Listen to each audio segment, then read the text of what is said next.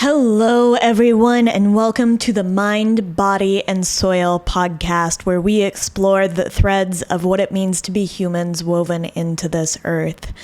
I am your host, Cate Havstad, and I am so excited about this week's podcast because it has been a long time coming. This week, I host my friend, somebody who I consider to be a mentor and a role model, Cate Havstad.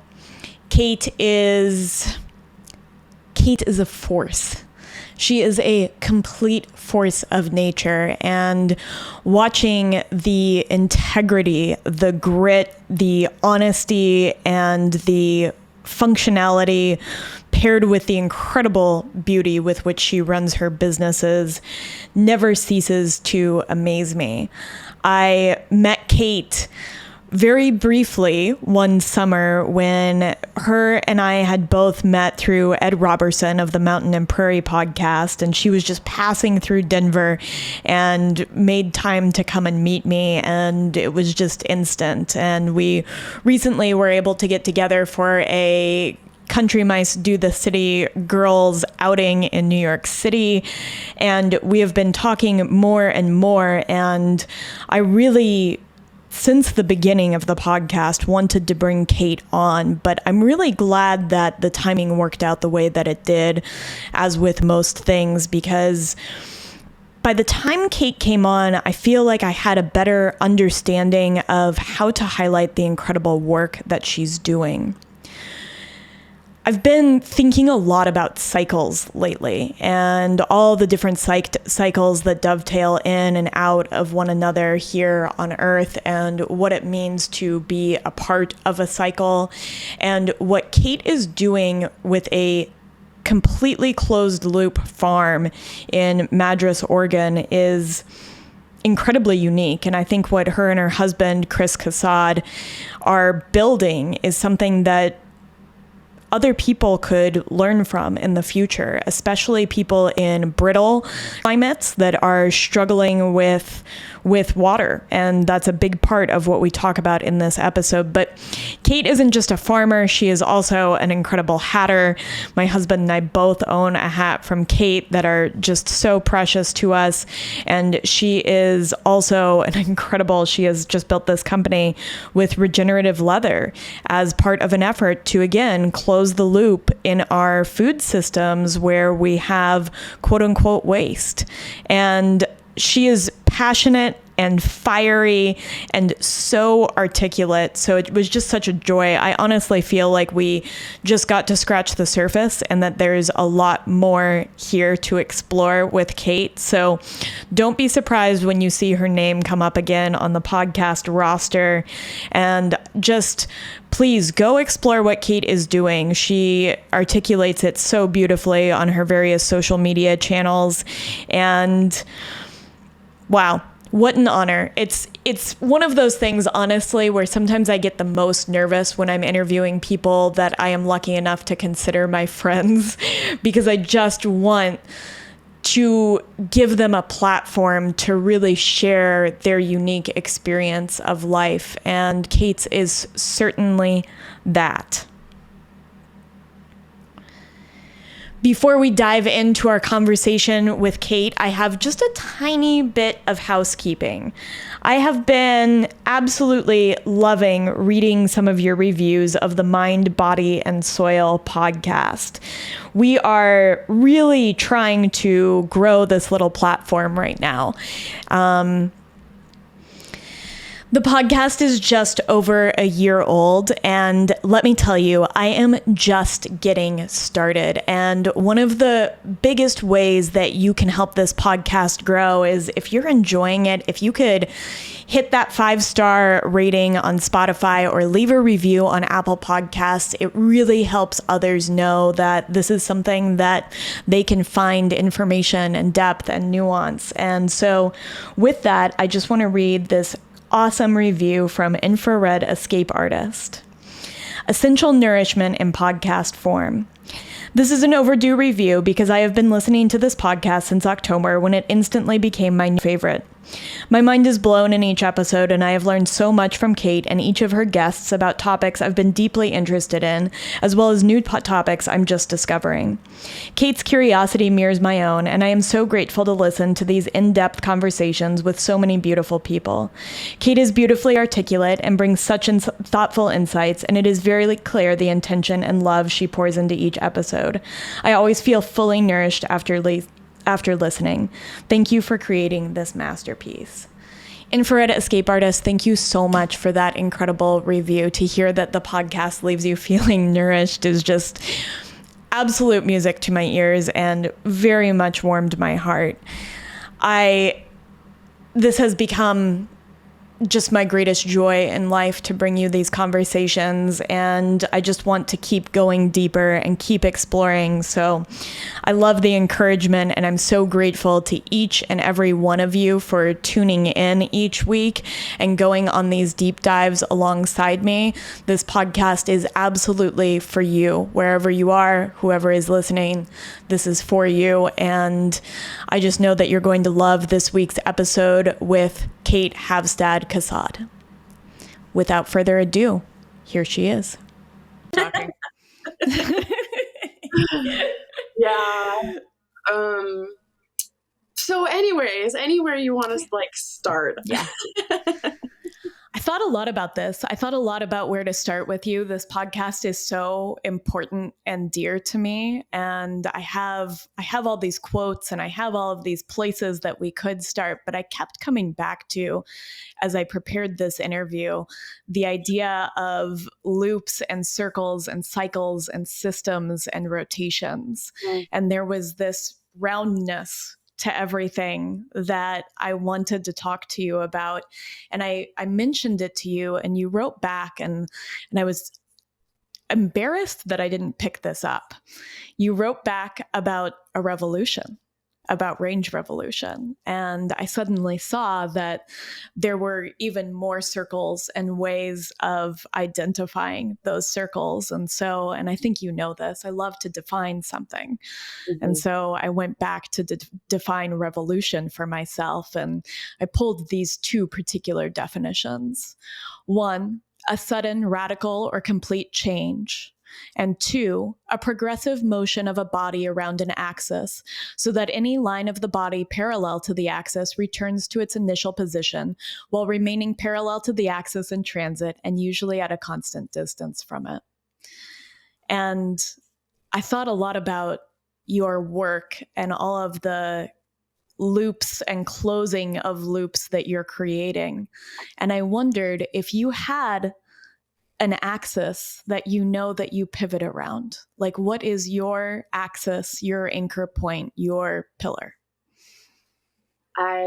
When you posed this to me before we started, do you know what your axis is, or can you define that? My brain ping-ponged a few different directions, but what it actually came back to, that axis for me is finding and feeling and embodying my place in the natural world. And then also helping inspire that thought process and helping other people feel that same sense of belonging and placeness. I love that so much, because I think that you are creating a space. And I think with that, because I wasn't quite sure where I would go, I actually do want to read this quote at the outset for you, if that's all right. Yeah. So this is from Fridtjof Capra, who's a physicist and ecologist that I really love. And this is actually from a textbook called Systems View of Life. There are solutions to the major problems of our time, some of them even simple, but they require a radical shift in our perceptions, our thinking, our values. And indeed, we are now at the beginning of such a fundamental change of worldview in science and society, a change of paradigms as radical as the Copernican revolution. Unfortunately, this realization has not yet dawned on most of our political leaders who are unable to, quote unquote, connect the dots, to use a popular phrase.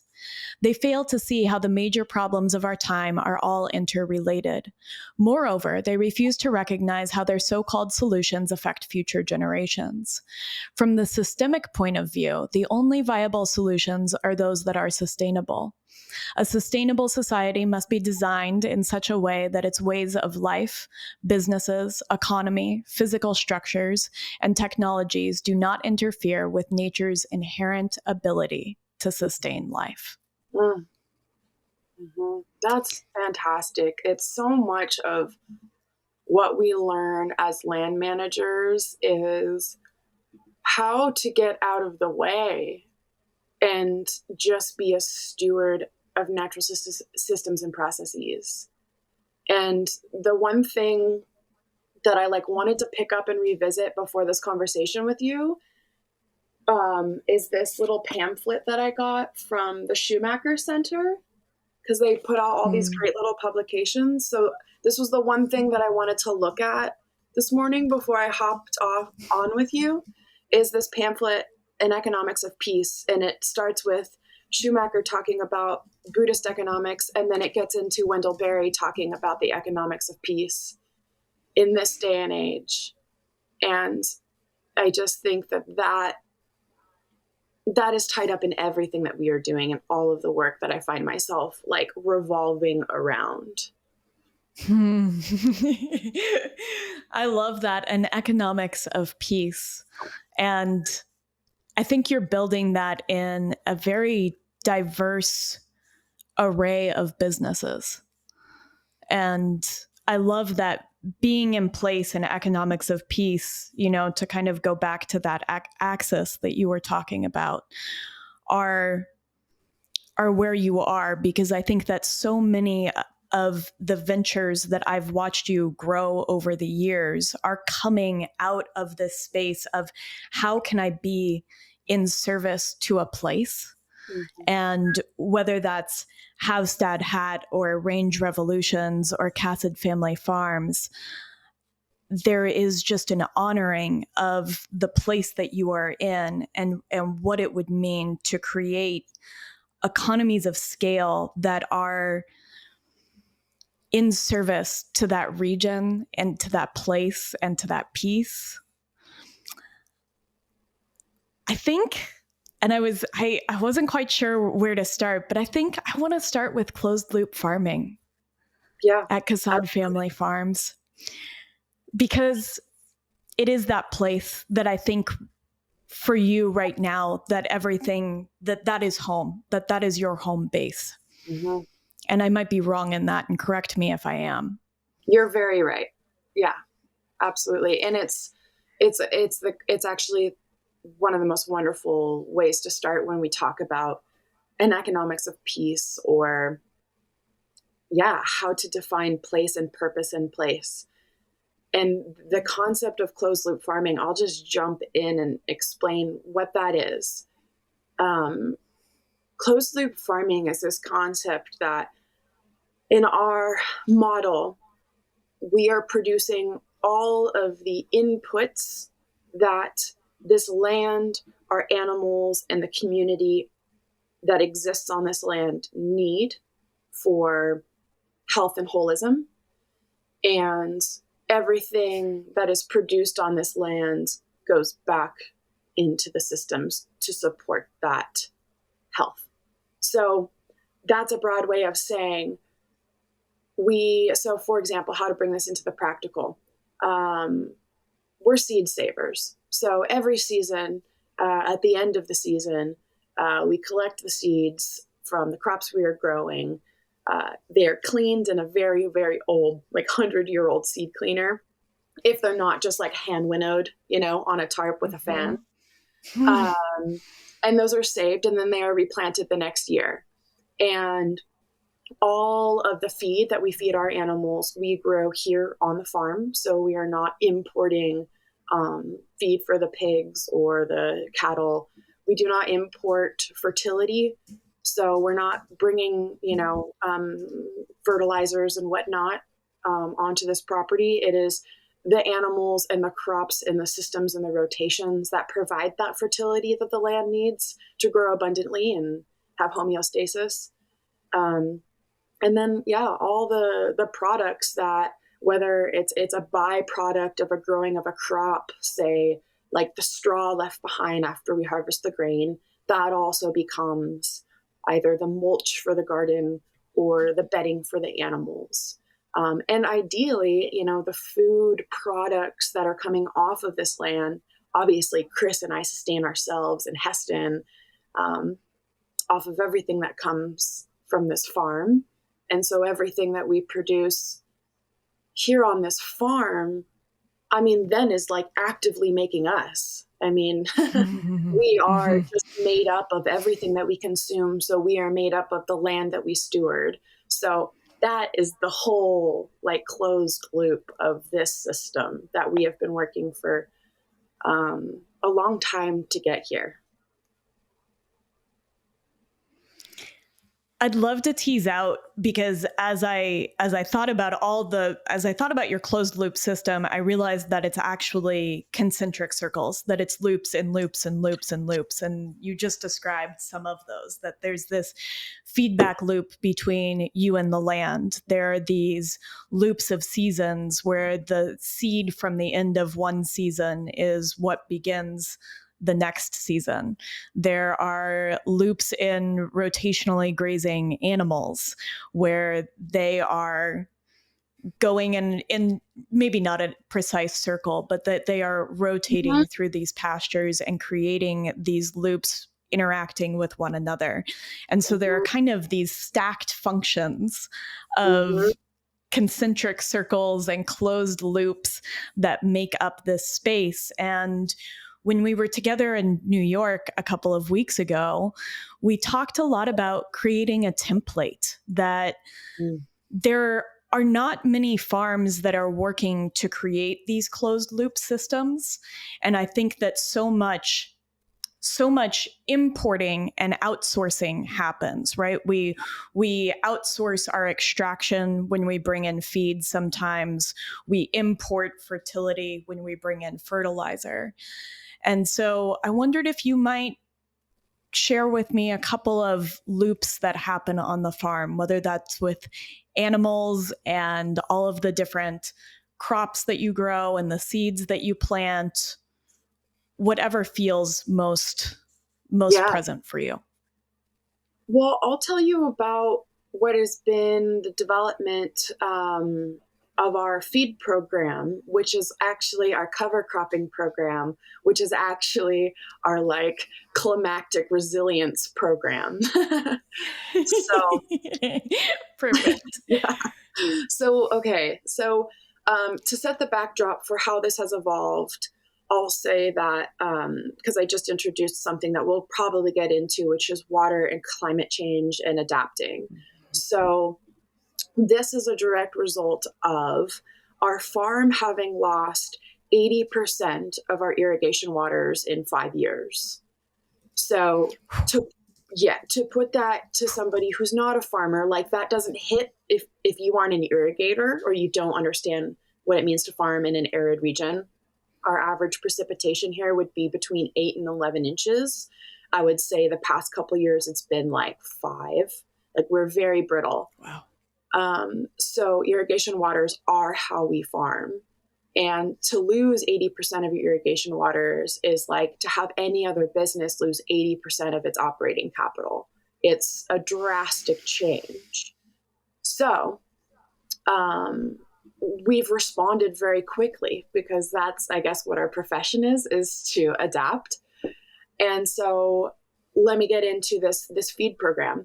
So what we started trialing was drought resilient cover crop mixes that were going to do well with very little irrigation waters.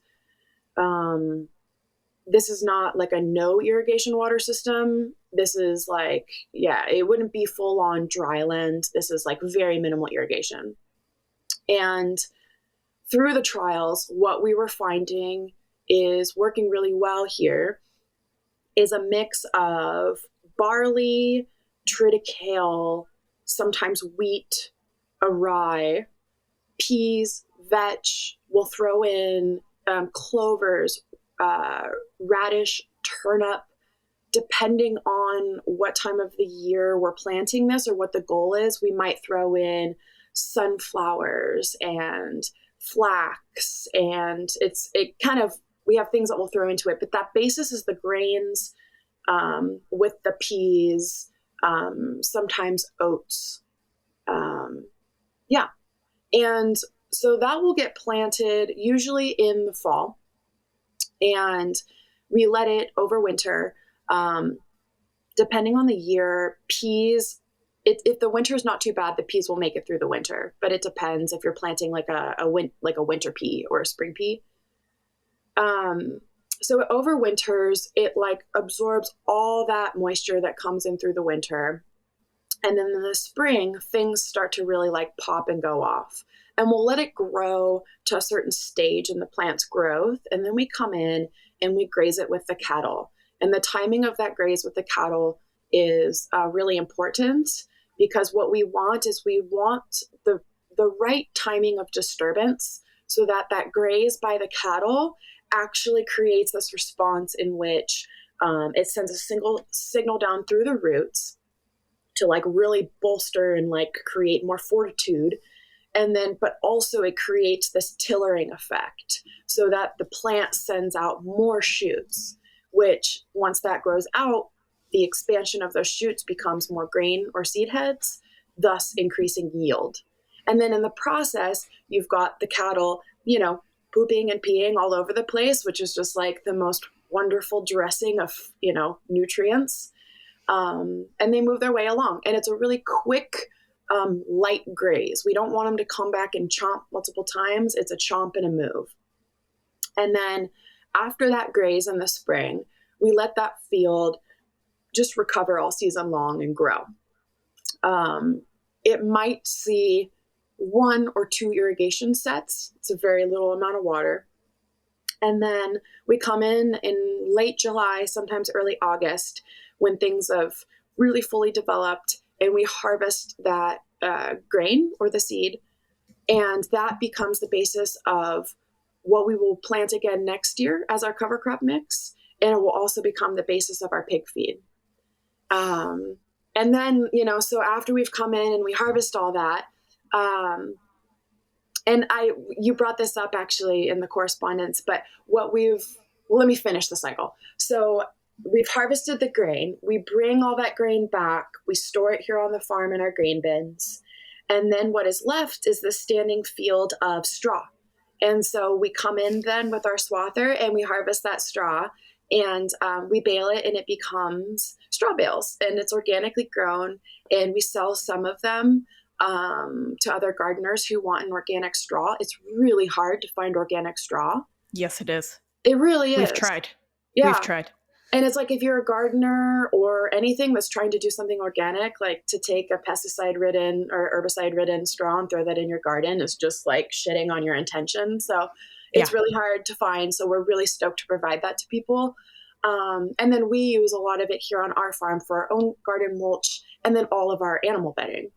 So the pigs, are just, and all the cattle, we have a barnyard that we feed in sometimes during the winter, depending on the rotation. And like what ends up happening in that barnyard is you've just got layers and layers of that straw bedding, the poop and the pee, and all of that just amassing all winter long. And it just becomes this like black gold, which we put into the compost pile.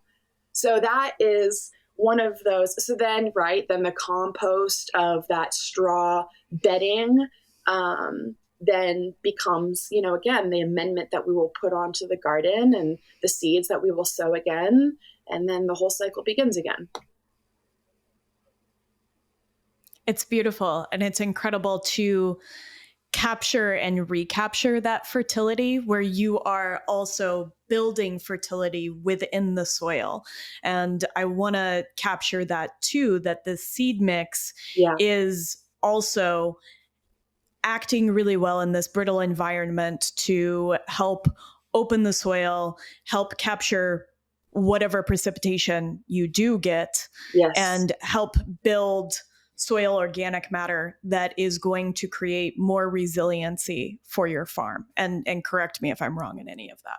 No, you're so right. And it's just worth highlighting that, like, the seeds that are harvested and saved and replanted, much like us humans, if you've made it, like, it's because you were like adapted to make it, right? So that which we are saving and replanting is the thing that like made it last season, and it makes it fits into this system, it fits into this climate, it has the ingrained intelligence and resilience that we're going to need for it to survive in this climate. So that aspect of seed saving, I think, is something people don't think too much about. Like, it's not a simple task for a farm to, and we aren't purists. Like, we order in seeds sometimes from Johnny's, or preferably from like Seed Savers Exchange, because they focus on heirlooms. But that regional adaptation in the seed and the cover crop mixes, I think, is a really critical thing for us to develop and move forward if we're all going to make it, because things are changing in our environments so rapidly. It's almost like, and I don't know enough about seeds, it's almost like epigenetics in humans, that we are turning on things that are needed in the basis of that feedback loop. Here's another feedback loop between the seed and its environment in order for it to be best adapted. And something I think that you do so beautifully is this idea of thinking about the ecology of a region and how to support that through time. And I think that act of seed saving is honoring the evolution of those seeds unique to that region, so that they can do their best work together. And I wonder if you might talk about that too, because one of the pieces that we haven't fully brought in here is this biodiversity standpoint of, you have this diverse seed mixture that is both becoming adapted to that environment, but they are also helping each other. And there is an interdependence within that space, not just between the animals and the seeds, but between the seeds themselves.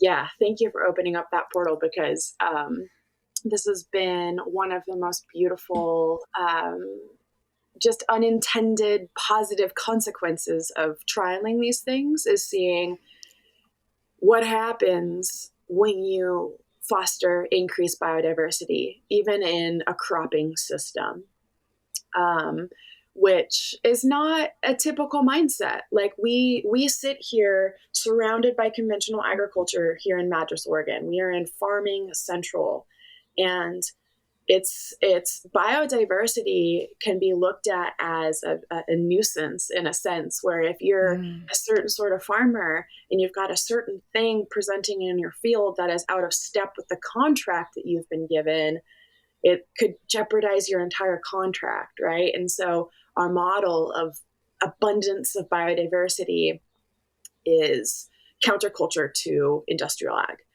But the results of this, so I'll dive into like observations. So, for example, last season, we did most of our fields this way, where it was that mix altogether. But we did several fields where it was just triticale. We did a field that was just peas. We did a field that was just oats. And we did a field that was just barley.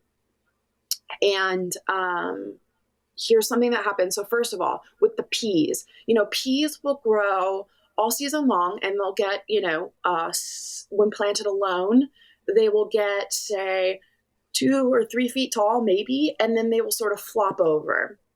And so from a logistical standpoint, when you come in to harvest the seed or the grain, the peas, and you're combining it, all that stuff is laying flat on the ground, and it becomes a sort of like pain in the butt process. You end up scooping up a lot of like dirt and rocks, and it just makes the process of harvest a nuisance. When we grow the peas as a part of this mix, the peas and the vetch, they climb the stalks of the grains, so the rye or the triticale stalks that get very tall. So as a result, we had peas that were like 5 feet tall, 5.5 feet tall. And it was incredible to walk through this cover crop field. I've got some incredible photos of it that are, peas up to here on me. And I'm pointing to my ears. And it was just like this, like, oh my God, it was we were giddy to see this happening. So we've created all this additional biomass above ground, which means we've also, increased all the biodiversity and all of the biomass below ground. We've increased the yield as well. So the fields that were planted as a monoculture, say the triticale, I think that we got about 2,000 pounds per acre on average off of those fields. And coming off of the very diverse cover crop mix fields, we got an average of about 6,000 pounds an acre. So we nearly tripled yield on what came off of that land when things were planted in that cover crop mix. So we can't fully articulate a lot of the why this happens, but like from an observational standpoint, the more you foster that biodiversity, the more you are rewarded. Yeah. I was picking up this morning. I woke up really early. I was nervous about this podcast, and I'm reading Andreas Weber, who wrote The Biology of Wonder and Matter and Desire. And he has this idea that all things that are living, right, whether it's a plant or a cell or a human organism or an ecosystem, wants more aliveness, that we trend towards this idea of aliveness, and biodiversity in that space is part of integrating more aliveness. It's more individuals that are working in concert to create that aliveness. And through that one of the biggest risks as we face this 6th mass extinction event and this massive loss of biodiversity is in many ways the loss of the ability to know ourselves in the web of things.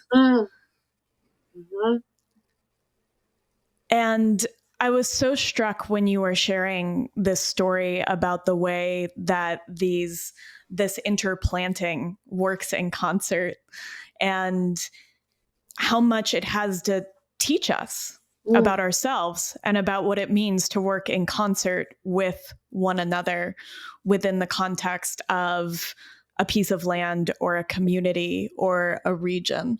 And I think that's something that when I look at the work that you're doing in this space, and I don't know of anybody that is doing quite the work that you and Chris are. I see this biodiversity in the way that you are building that interconnected community and regional ecosystem as a reflection of the incredible biodiversity and interconnectedness and working togetherness that you've built on your farm. I have to thank Chris and this farm for this just like education that I have gotten, because when I first started working at Chris's first farm, which was called Juniper Jungle Farm back in the day, it was Juniper Jungle because it was in this landscape of like many old junipers. But also like his farming style has always been a bit like, I don't want to say undone, but like the jungle aspect is it is him. Like you would walk into his greenhouse and it was just sort of wild in a sense. And that makes sense because he actually comes from like having studied permaculture and being like kind of that guy. And early in the farming journey, I may have looked at other people's models of farms and seen the pristine rows and the perfection and the single crop and no weed out of place. And I would look sometimes at our farm and be like, oh my God, like I'm like embarrassed to post this picture because look at all of our weeds. And like that was just these days, I have a totally different perception of the purpose of a weed and the beauty of, God, what I may have thought was like messy or undone, and now I am like, this is the symphony that we should strive for. And I want to touch back on like the purpose of a weed, because this can be so applied to like us and our lives, right? Like Please. mechanically, we could look at a weed as a failure of ourselves to control this out of placeness of this thing, a nuisance we need to eradicate, and just this thing that is, pointless. But what I've learned more recently, and like Nicole Masters has actually, and her work in soil has really helped me start to really get a grip on this. When weeds talk, they are telling us something on the landscape. So, for example, if you've got a thistle problem, and thistles are the worst, everyone hates thistles. But like thistles have a purpose and a point, and they're communicating something, and they are bringing something from the depths of the mineral bank up to what the soil needs. So typically when thistles present, it's because you have a calcium deficiency. And if you actually do tissue tests of those weeds, they will be very high in that mineral that you are lacking on that land. So, you could walk around your farm and you could do tissue samples of these weeds, and they will tell you exactly what is it that your land is deficient in, and then how to address it. And, in biodynamics, there's, you can create these compounds, you can harvest that weed, you can create this kind of fermented mixture, and you could go out and actually spray that compound onto the weed itself, and then thus actually help to eradicate that weed issue. So like, I don't know where I want to like take this, but in essence, like how we see the farm landscape, either we look at it at the surface level of this thing I must eradicate and deal with, but we miss out on this opportunity to actually like hear what the land is trying to tell us. And that is, something that Chris has really helped me see. I think it's so beautiful too to be connected to a space where you can learn what it means to listen to what land is telling you and to respond in kind. That's like, nothing has amplified that more than the past several years of record high temperatures and record drought and record fire season. Like nothing has amplified the need for that to be a skill set to survive. Like really from a farm perspective, but from like a society perspective. Yeah. We've shifted our mindset hugely from one of this is what we want to do on our farm, right? We want to be potato growers. We want to expand our potato production, to what is the land asking of us and what are these times asking of us? And since we have adopted that way of like that lens to look at things, things have radically shifted, and we've had these incredible learnings. We've had, in times that could be looked at as dismal, extremely challenging climatically, extremely challenging to be a farmer in the shifting landscape. We've had some like incredibly high highs and joys because we are listening and then applying that listening. It feels like a co-creation. And I think that this is so beautiful that out of a massive struggle, and I want to come back to this idea of 80% of your irrigation waters being cut, because I think, and to compare that to working capital, I think really puts it into perspective for people that might not be familiar with water issues in the West, and just the profundity of that and the grief of that, to have your farm and your mission to be built around an idea that is suddenly not possible with the resources that are available to you, and to have to pivot, and to, number one, to be able to pivot at all, and to be able to see that and to listen to the land and say, okay, how can we work within this context, within this framework that we're being given? Yeah. And to work in a way that is creating resiliency in one of the most brittle environments.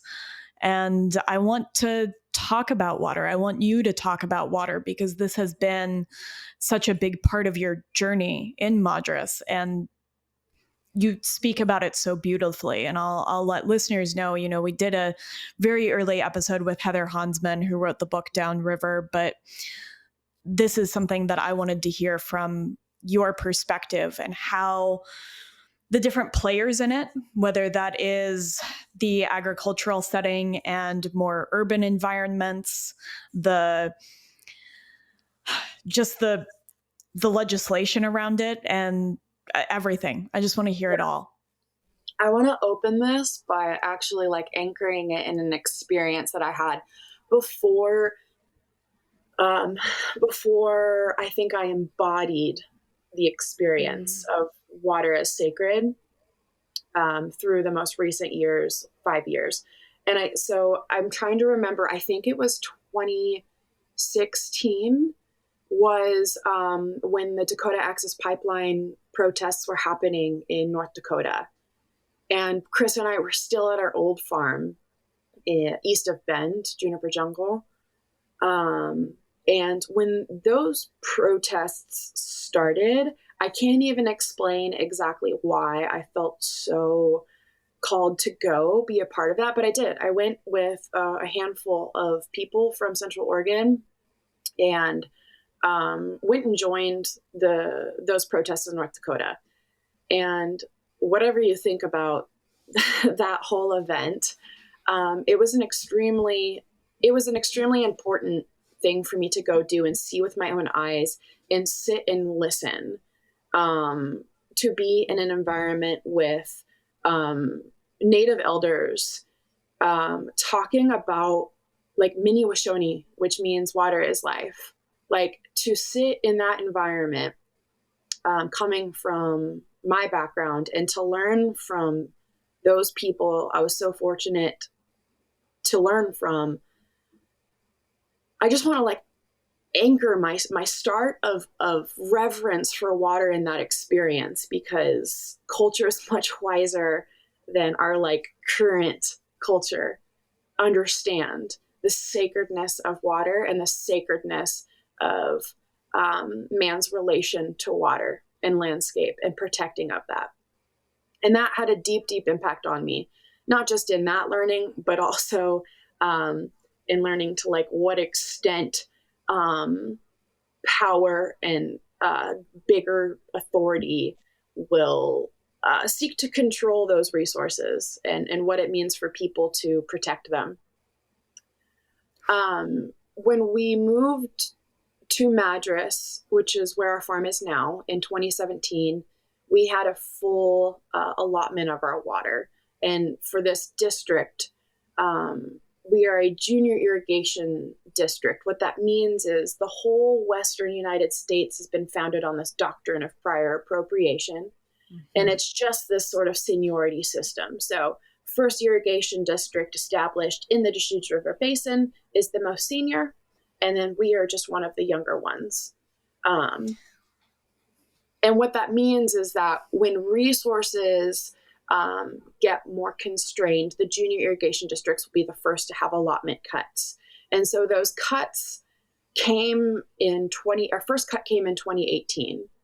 So it was our second season here on the new farm. And a full allotment of water in this district at 100% would be 2.5 acre feet of water.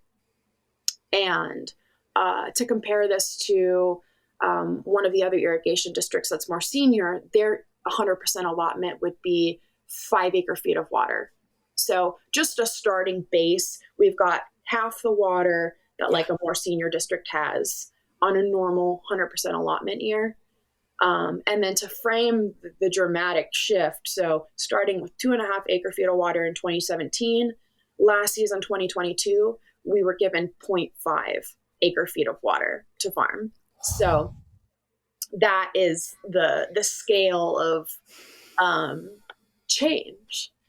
And what's wild to think about as well, when we farmed east of Bend and we were in a more senior district, water was very free flowing. We actually didn't understand very much at all about how irrigation waters worked in this region because there was no scarcity, or we never felt the scarcity. We didn't have to care. We didn't have to understand. I think that's how most people operate with water, because you turn on a faucet and it's there. You just don't understand. You don't have to understand because it's not scarce. Yeah. So it's been the scarcity which has caused us to be students of Western water law and advocates for more equitable water rights, in a basin like ours. And what's crazy too is that, in 2017, when we had 2.5 acre feet of water, we could grow everything we could dream of growing in this region. We could have grown every vegetable crop we ever wanted to. And we had to be careful and conservation minded, but yeah. And so when I think about now the fact that there are irrigation districts in this region that have an allotment of 5 acre feet of water, it's a very gluttonous thing to think about. Like it's not necessary. You don't need that to be a professional farmer. And in fact, those districts that are, senior districts, they're no longer agricultural regions. So like a lot of other places in the United States, may have been an agricultural region in the early 1900s, but a Bend, Oregon has, it is fractured, it is urbanized. So it is now a non-ag region that is getting a majority of the irrigation waters. So that's the landscape.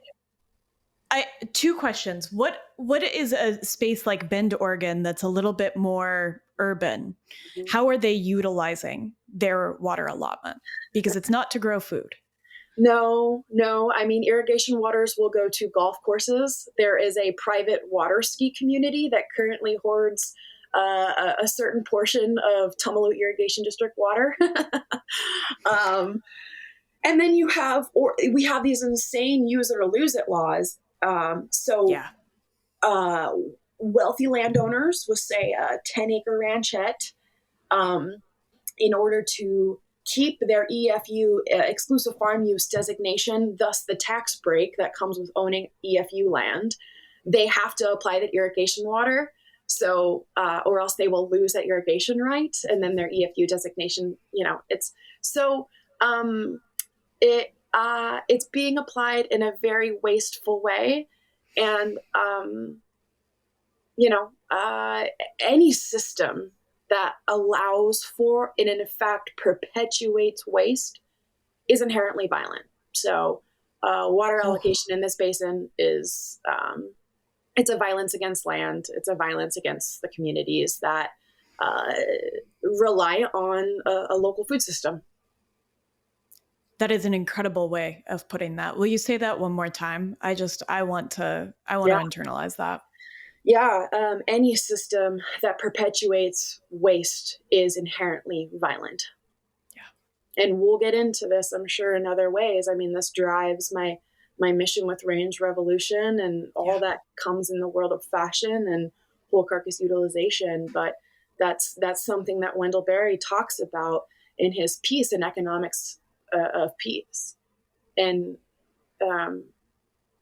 until our society thinks about that statement, our own participation in systems that perpetuate waste, any government system like the beneficial use laws in Oregon that perpetuates the application of water for no purpose, until we really think about that, we will have an economy of violence, So, yeah.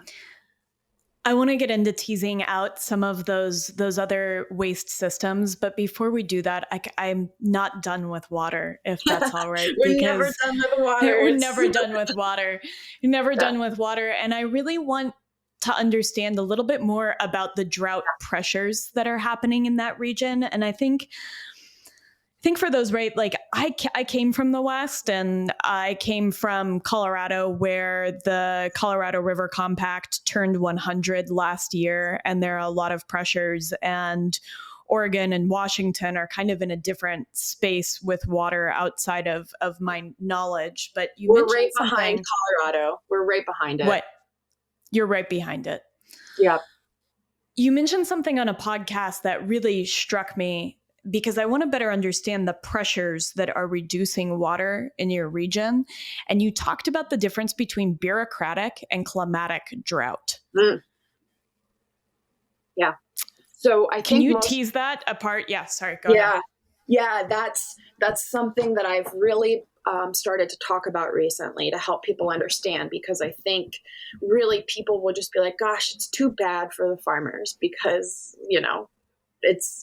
we've got drought. Like it's this thing that we have zero control over, when in fact, a lot of the drought pressure that agriculturalists face in the West is bureaucratically imposed drought.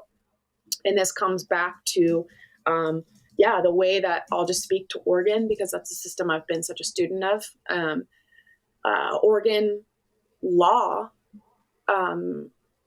actually, that system of prior appropriation, the fact that we have really no thorough definition of beneficial use of water.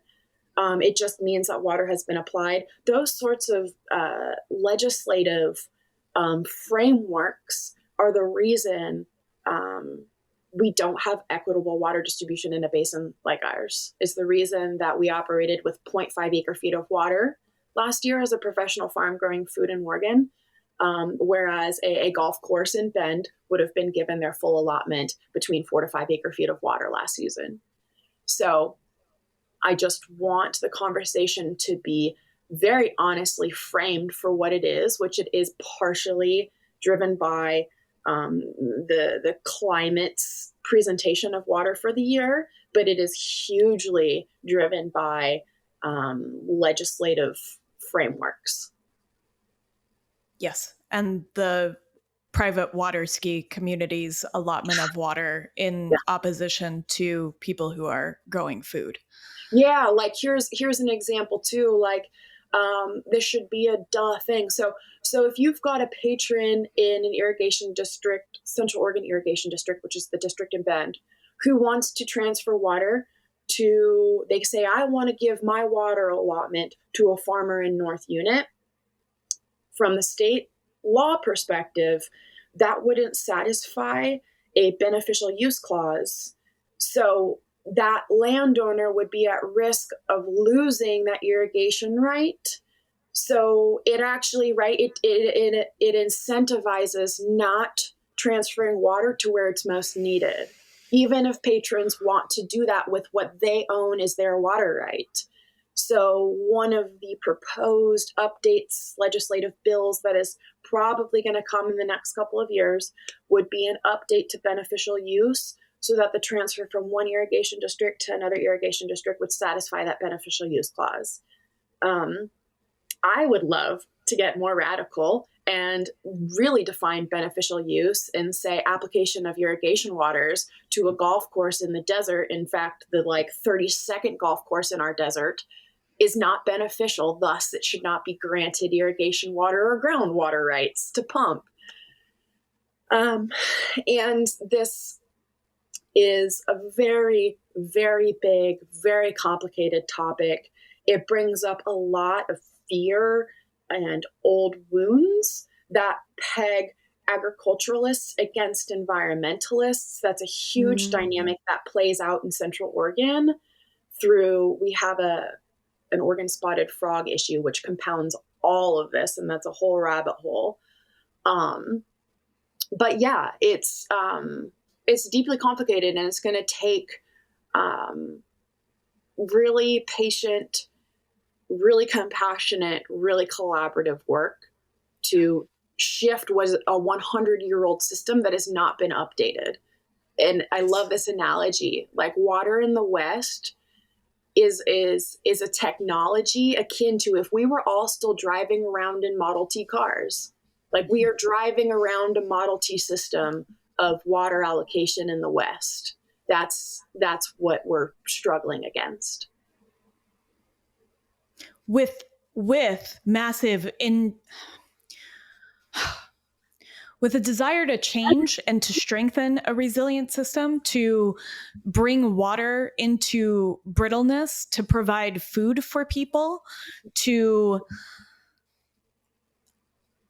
I just don't know. I don't know how to underscore how important this is, because I think the conversation that we have going forward around food, especially in the United States, because I think the Western United States grows the majority of our food. Like, we cannot talk about food without talking about water. Yes. Yeah, we can't talk about food without talking about water. We can't talk about land use without talking about water. We can't talk about, anything. Fashion. We can't talk about fashion without talking about water consumption. Yeah. And again, it's like, I wanted to ground the conversation in water with that experience that I had in North Dakota during the Dakota Access Pipeline protests, because, again, we are just a young culture that has not been raised in a way to have reverence for these natural resources that are finite. And again, it's easy, and I understand how we got here, because you just turn on a faucet and you just flip on a switch. You don't think about how the water got to you, how the energy got to you, how does our existence play on systems of convenience that, either we're building an economy of peace or we're building an economy of violence. And we've been in a stage of an economies of violence. And I have nothing but hope and optimism that things will shift, but it comes down to really nuanced conversations like this one we're having about really complicated issues. Like, I could talk about the mechanics of water in the West, and I often do that. But what is underneath that is culture. It is reverence. It is respect. It is understanding your place in the natural world. Yes. And I think one of the reasons that I wanted to deep dive on water with you is because I think that gaining that reverence requires some education. Like, we can't have reverence for what we might not know or understand. And like you said, when we turn on that tap, there isn't the knowledge of where that is coming from, and the issues and all the threads that pulls on. And so we have to illuminate these spaces before we can begin to change them, if that makes sense, before we can create an economy of peace. And I want to add this in there, because I think I wrote something to you recently and I can't remember it, but I was just thinking that if you're a person who lives in Bend, Oregon, you might be listening to this, or whatever city, you might be listening to this and be like, the response that I think has been, the enculturation that has happened has been like, well, turn off the faucet between each time you do a dish, and don't take too long of a shower. Like how can we conserve our water consumption is been this placement of responsibility on the individual in these ways that are honestly not going to move the needle. It's been a campaign to make us feel like, well, shit, I'm not doing good enough. I need to take shorter showers. Meanwhile, the real culprit of this injustice is the fucking golf course developer who's going to pump the same amount of water out of the ground that the entire city of Prineville uses in a year. Wow.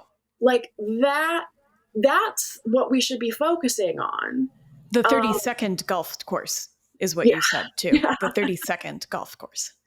I'm speaking about this golf course, the Thornburg Resort, which is it's a 17-year battle of Central Oregon. It's been the most epic thing to follow. It has been how I have learned about land use, policy, and how you battle these things, how you might win in these battles, which comes down to bureaucratic process. But I just want to frame this because whether it's water and that dynamic, right, where they're shining the light over here when it's like, don't pay attention to this over here. Mm-hmm. And it's the same when it comes to, the oil industry telling you to recycle that yogurt carton. And if you don't, you feel like a fucking failure of an advocate for Earth, when really it's like they have been funneling all of their sort of efforts into rebranding oil to be the clothes that we wear.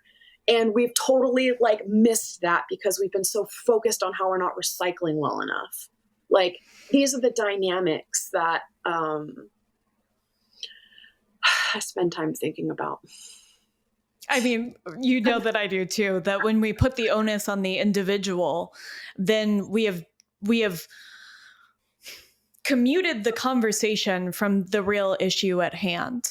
And we've also created what I think is a very negative feedback loop between ourselves and our environments that we feel like a blight. And so we further and further move away from our environments instead of recognizing that we are a part of the environment. Yes, Cate. Yes. And that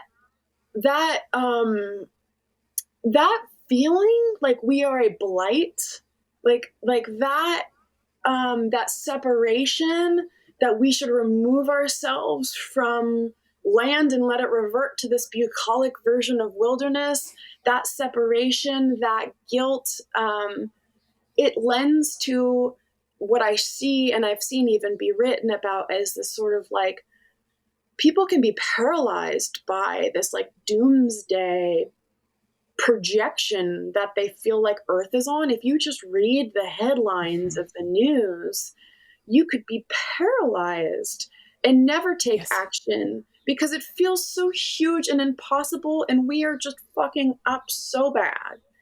And that narrative is, I think, whether intentional or not, it is disempowering us to participate in the solutions. And that is what I see so directly, and what I really want to help that access, that I revolve around helping people find their place in the natural world. Because I exist here on this farm that has seen arguably some of the greatest climatic challenges over the past 5 years. But last year, I nearly frolicked through a field looking at the bounty and resilience that is possible against the hardest of conditions. And I want people to understand that possibility and that place in the world. Mm-hmm. I could get emotional. And the possibility of...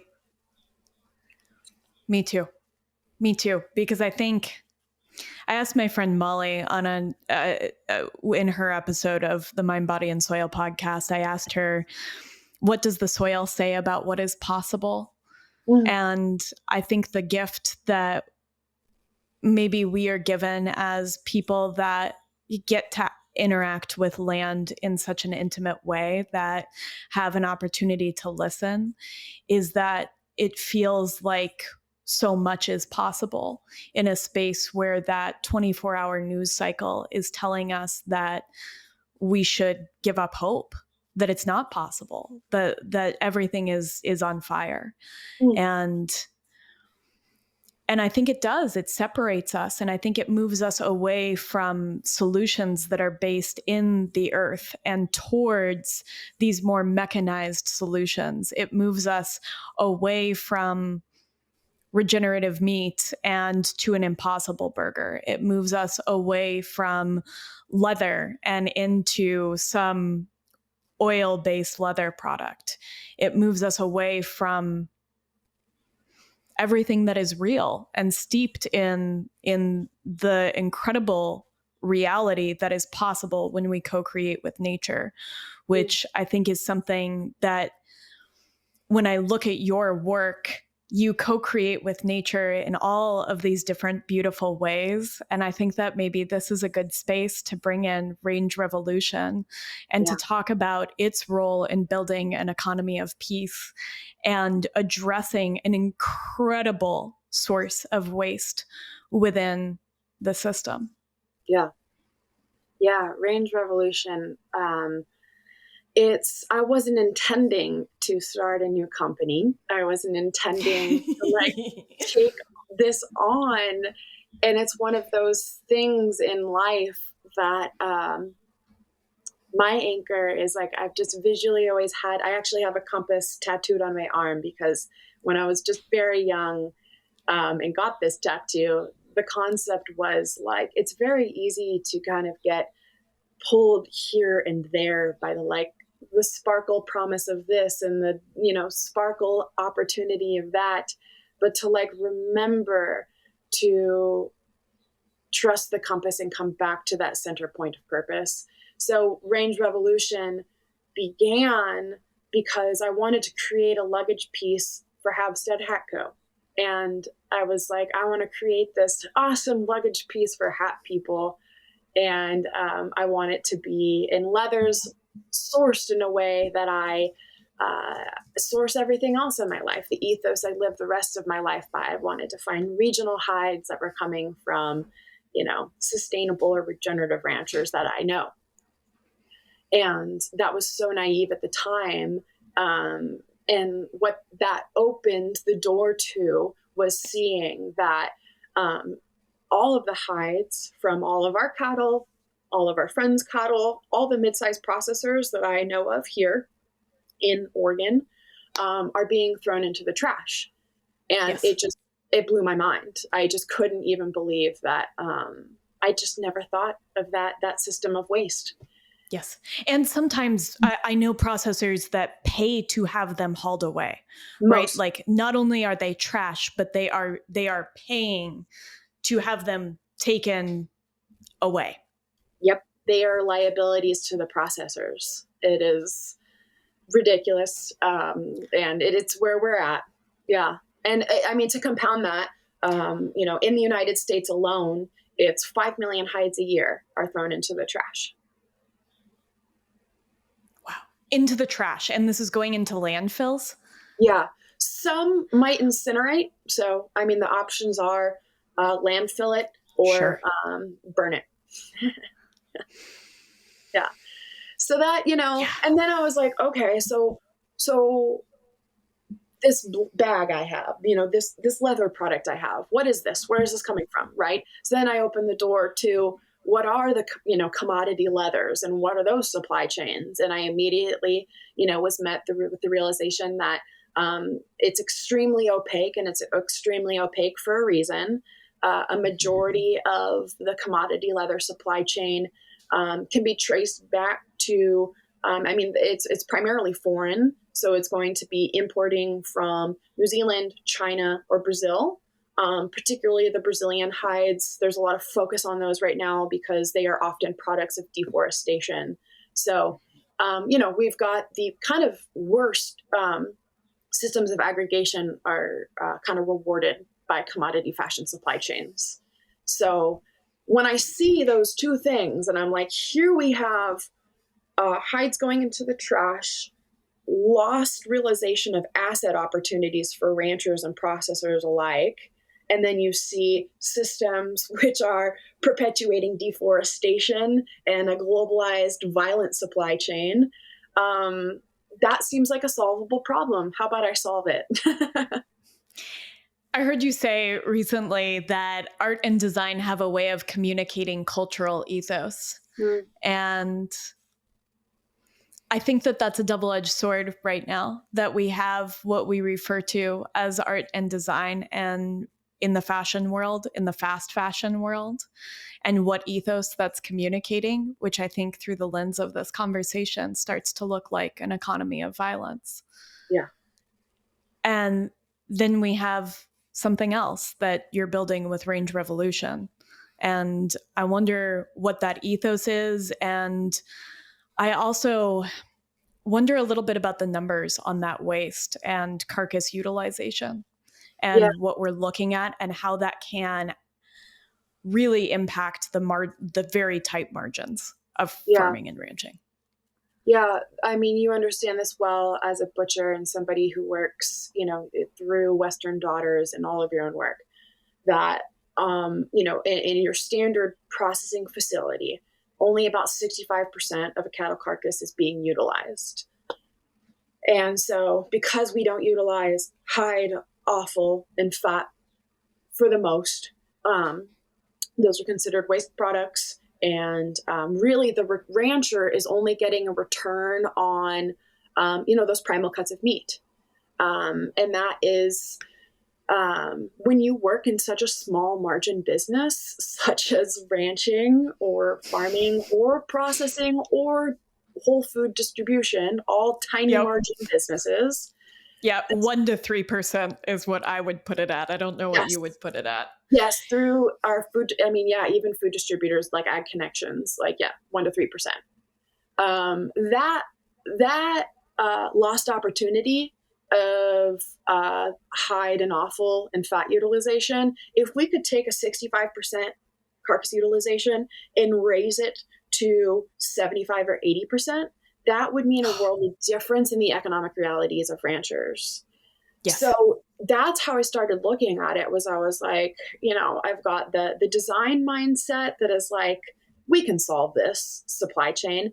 And then I'm thinking about it really from a producer first mindset that if we build this system right, not only can we increase the return to the rancher, a return to the processor, if we can build market opportunities that incentivize best practices on land, however that looks to the rancher, but the world is talking about regenerative, principles. If we can build a value-added marketplace for those goods that incentivize those practices, then we can increase the return to the rancher and we can increase their ability to implement best practices on land and pollinate through their impact on land. So I see this as this interconnected opportunity to solve a waste issue, to solve also what is a consumer issue. Consumers right now are demanding transparency and options that make them feel good about where their dollars go. And it's solving the economic, well, it's not solving, but it might improve the economic realities for ranchers. And I like to highlight this in the siloed conversation from a fashion brand's perspective. What I see them focusing on is the materials. We want the materials. We want to talk about the materials. Regenerative. We don't have regenerative outcomes on land unless producers have even the brain space to operate in a way that they can be creative and think about new approaches so that they can imply more regenerative outcomes. When a rancher is just operating in this fear space of scarcity, which so many are, it's really hard to learn new things, implement and trial new approaches, invest into monitoring their land. So if we want regenerative, we better see these producers get more profitable, and however we source and whatever supply chain we build must further increasing their profits, because the profits are in the trash right now. Yeah. I think to distill a little bit what you said and to reflect it back to you and see what you think of this, right now we have this negative feedback loop where the very, these yields that aren't enough off of whole animal utilization that are sitting, somewhere between 60 and 67%, I think at best, honestly, are giving the rancher, maybe 1% to 3% to work with. But in all honesty, I think many farmers and ranchers are working in the red, which is very frightening. And so then they have no, just like you said, no brain space, no working capital to become creative about how to build different systems, have no incentive to work in a more holistic context within their practices. But there is an opportunity here to change that into a positive feedback loop where you have this structure that is supporting the farmer and rancher at a financially sustainable space. And I think that has always been critical to me. We can't have a conversation about sustainability without talking about financial sustainability or even viability. Yeah. And you then have what is creating a better feedback loop. You have better yields, and you have a space for all parts of the animal to go. You are decreasing waste, and you are modeling this sort of idea of economic peace out of nature, which there is no waste in nature, right? Like nature does not waste.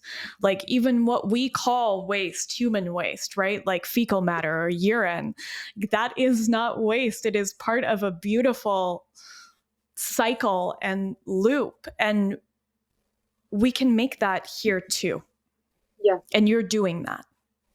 We are building it. And what that looks like from a tangible, like supply chain perspective is, so right now, through the systems I have available to aggregate these hides, the ranchers are getting $10 per hide. That is, and this is just a raw salted hide. This is not a finished leather. I am building the economic model of range revolution so that we can get that number at least to $25 returned to the rancher plus a return to the processor. So in order to do that, like we have to reverse engineer, like we have to build this company with like that regenerative, ecological, and social outcomes as a center pillar around which we build the rest of the company and the rest of the organization.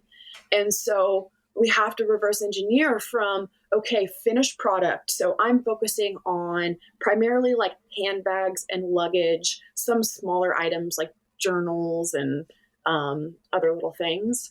But I'm focusing on this sector of the fashion industry being handbags because they have a built-in profit margin that will allow this to happen. So I'm strategic in what area of the industry I focus on.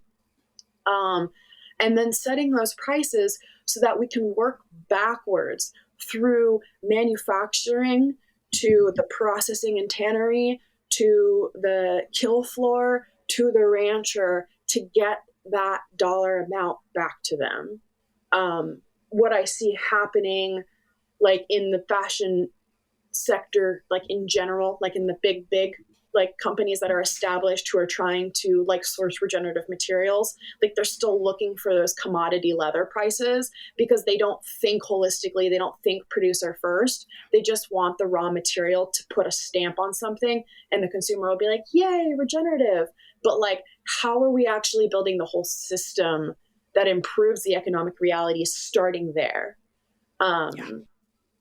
And that's so much easier said than done. Like, it's like, these are all good ideas, but you're working against the stream. You're working counterculture. You're working against models in which they have shareholders that hold CEOs of companies responsible to hit this profit number for the year. And you're also working against how we've built businesses for the past however many decades. And what we've got is we've got these giant organizations that have added sustainability like an appendage to this large organization. And it's not working. Like the past 20 years of companies talking about sustainability has moved the needle very slowly and barely at all. Like it's not working, that model of business. So Range Revolution is addressing the waste issue, and it's also addressing like how we build businesses into the future to be holistic in just how you structure an organization.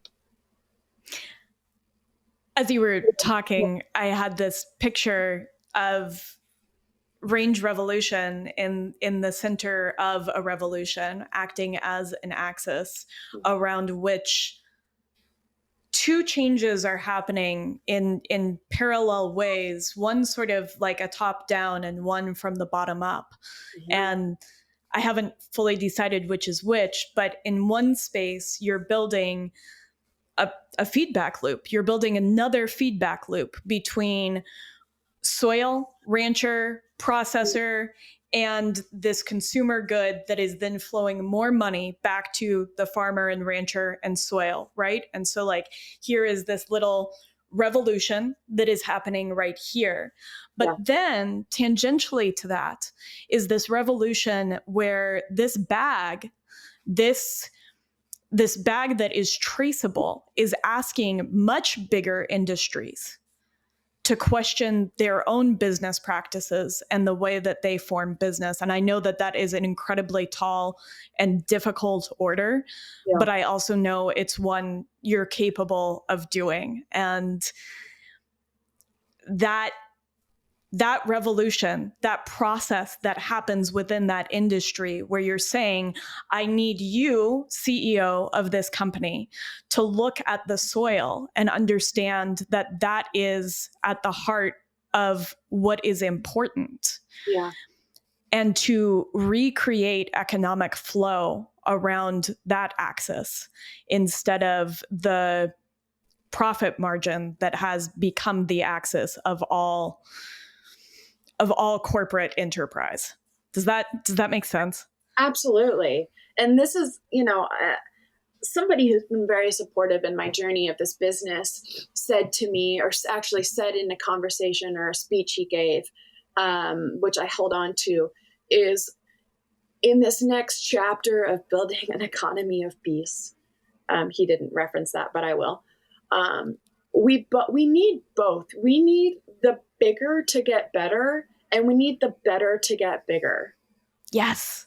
We have, and Casad Family Farms and Range Revolution are awesome little examples of this bottom-up approach. Meanwhile, to have meaningful impact, we will need those giant organizations to improve.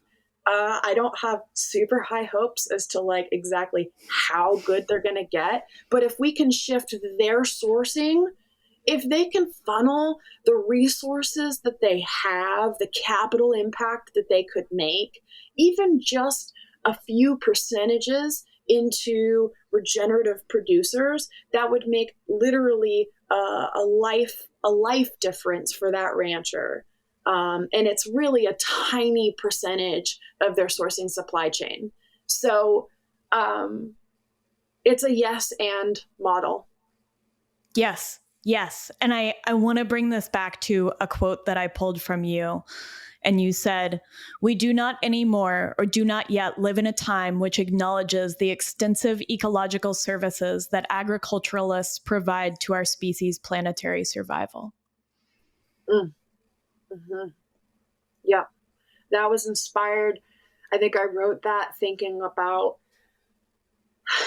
how the agriculturalists of Central Oregon are carrying the burden and weight of saving the Oregon spotted frog species, which is a species that used to exist from, British Columbia all the way down through California on the West Coast. And now its last stand of survival is here in Central Oregon. And so we're responsible to save this species after all others operated in a way in which this species started to go extinct, and no one else has any accountability. No one else takes any responsibility. Nobody else pays any sort of ecological reparations for the damages done, but the agriculturalists will carry that burden.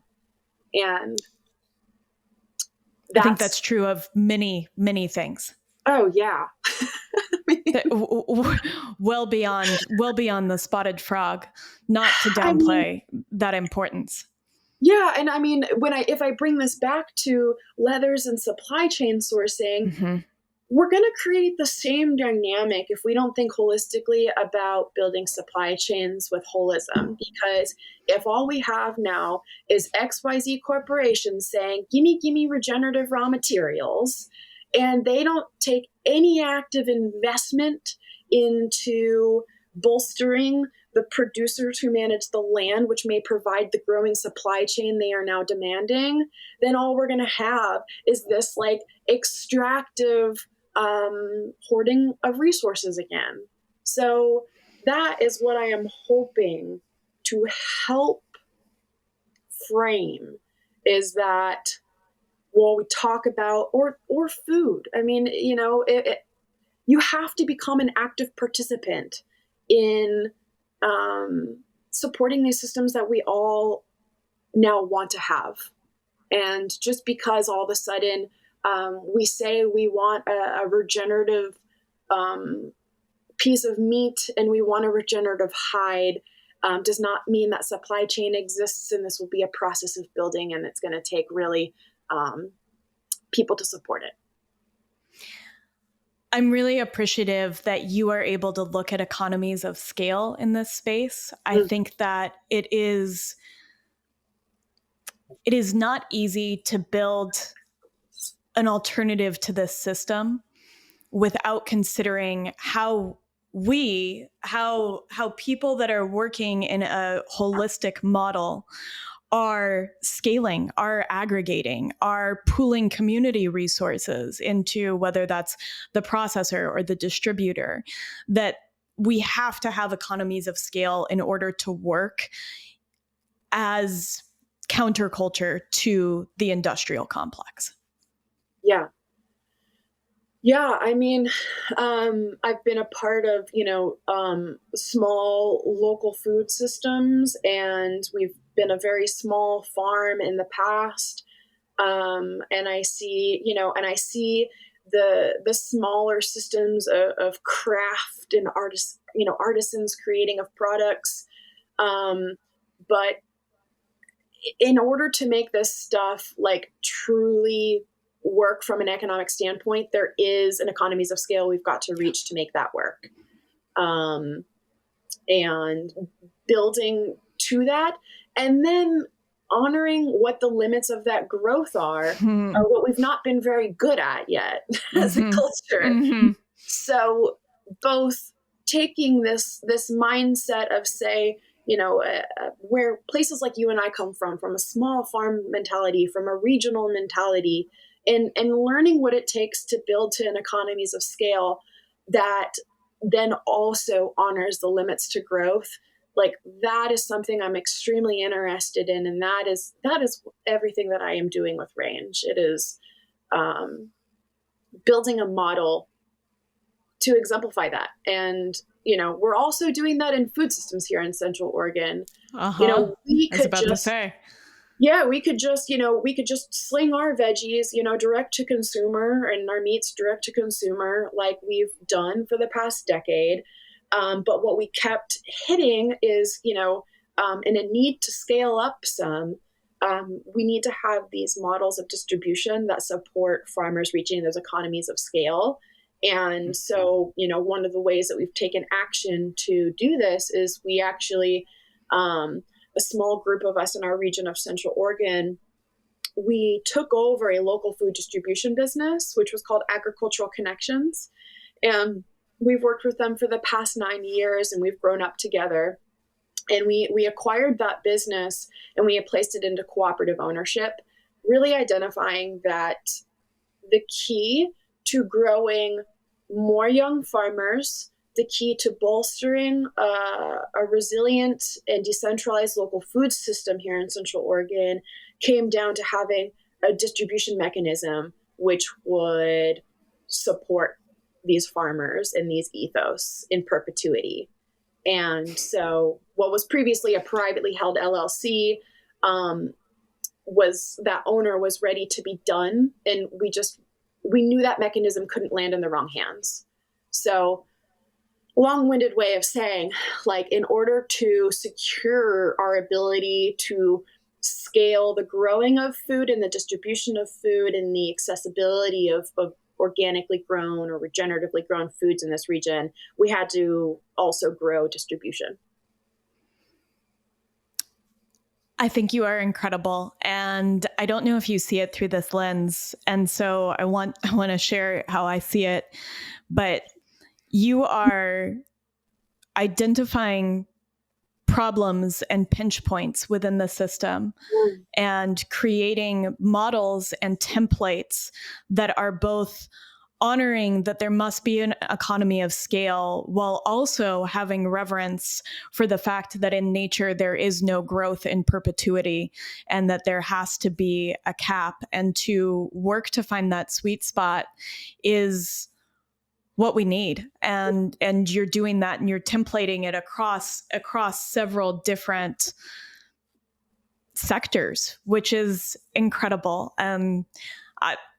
I just think you're amazing, and I just want to pause and tell you that.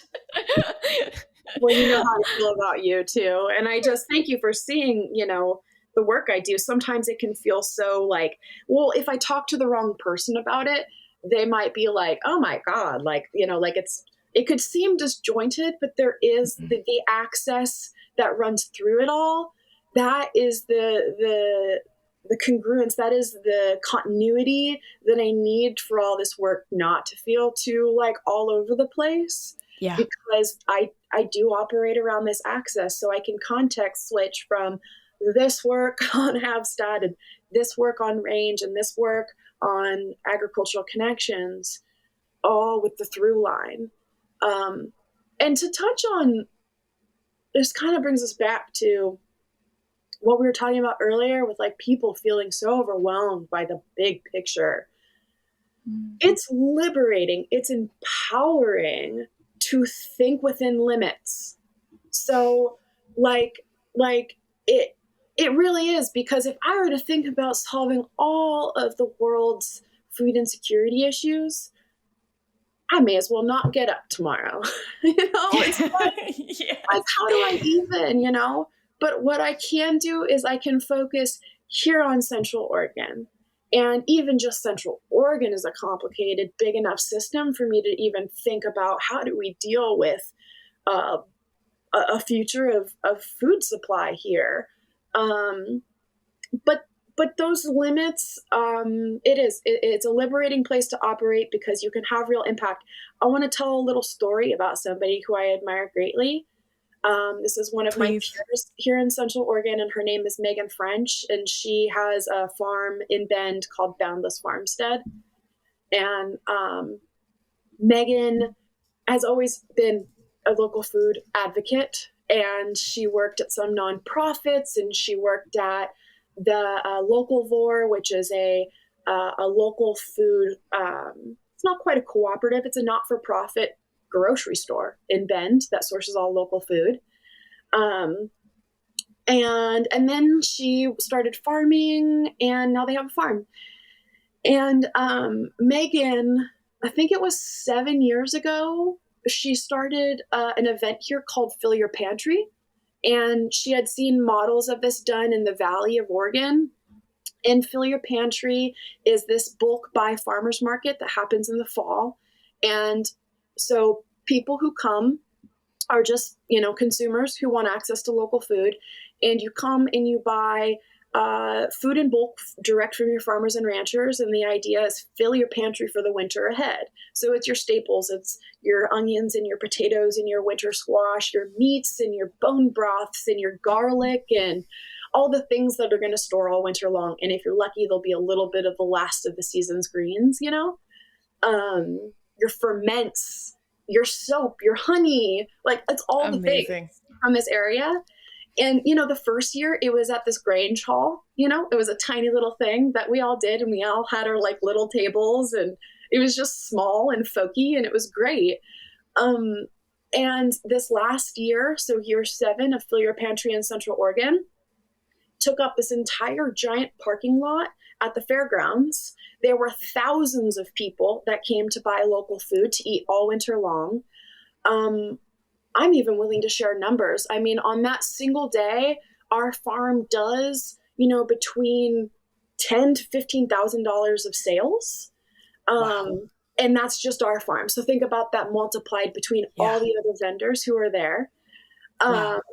And people now, and it was snowing, the weather was shitty, but everyone came and they were bundled up. People come literally with their garden carts. Like, people get serious about preparation. People pre-order. And so in 7 years, because Megan French was like, you know what, local food matters, and I want to do this here. She started with this tiny event in the Grange, which now has this huge, not only environmental impact in that you've got all these people who are going to be eating local food winter long now. You've got a totally different cultural connection and mindset. Yes. We now have thousands of people who think about how they're going to prepare to eat for the winter ahead by buying local. You've got a huge economic impact, both in the lives of the farmers who walk away from that event with more money for the winter. And then you've also got all the people who might, local food or organic food can come with this sort of nose up, like it's for rich people attitude. But when you buy in bulk at these events, you're buying food for far cheaper than you could ever get it at the grocery store. Yes. So you've got low income people who can access the most nutrient dense food possible through bulk buying. And it's just incredible. That's one individual who just decided to do something, and the ripples of that decision are changing the attitudes and the relationships between consumers and growers and local food systems in Central Oregon. And so that, right, to come back to the liberation of operating within limits, Megan can't solve all of our food distribution issues, but this one decision in Central Oregon has made massive impact. Yeah, absolutely. And every time you post about this, every year that you post about this, I feel such a deep desire for this to be something that is happening in my community. And I see what a feedback loop it creates, that it's good for every shareholder in that system and is honoring, the farmer, consumer, education, ecosystem. Every piece of that is being nourished in this one space, and it's bringing people together. And I didn't say this, and it's so worth saying, the emotional fulfillment both ways for a farmer and a rancher to see that sort of a show up on a snowy day in November, that makes you feel appreciated and you matter, and your services to the world are valued. And when times are hard and agriculturalists can feel like shit, every possible thing is against us, just that interaction at the end of the season can be the thing to fill the cup to keep going. And in the reverse, the consumer feels their sense of place. And then they are consuming their sense of place. The food becomes a part of who they are. That feedback loop for the consumer and what that might do for them. Don't be overwhelmed by the weight of the world and what the media will tell you about the burning of it all, because here's your place in it, and it's showing up at Fill Your Pantry. And your place is also to then go home and cook that food. And every time you grab a potato and an onion from your burlap in the garage and you start cooking, it will bring a smile to your face, because you will think about the Fill Your Pantry day. You'll think about the conversations you had with your growers. You will feel this sense of connection to all of it. And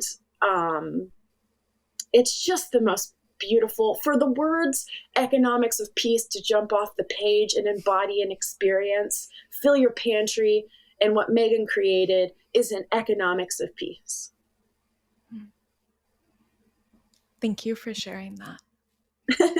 I think that's a really powerful story for what change can look like just within a community, just at that scale. Yep. And I want to take a little bit of a turn, if that's okay with you. Yeah. And I'm having so much fun. Good. Sometimes I want to build a reverse interview. I think that sometimes we get a peek inside somebody's mind, and then we hear about what they're building in the world. But sometimes I think the reverse can be even more powerful, that you get a chance to see what someone is building in the world, to see the revolutions that outer edge of their self is making. And it gives you this curiosity to really get at that access point. And I thought a lot about what could possibly lay at the center of your incredible resilience, your incredible ingenuity, your desire to problem solve, your desire to connect. And I kept coming back to this idea of where beauty and function and nature intersect.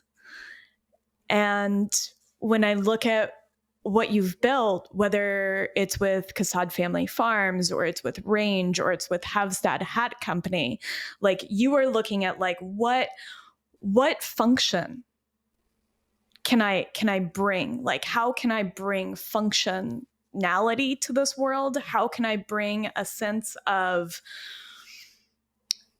fulfilling something that is really needed, whether it's just a hat on our head or a full integration of a community or an entire different way of looking at a supply chain that changes both the entry point for farmers and soil, and marrying it with just the most incredible beauty.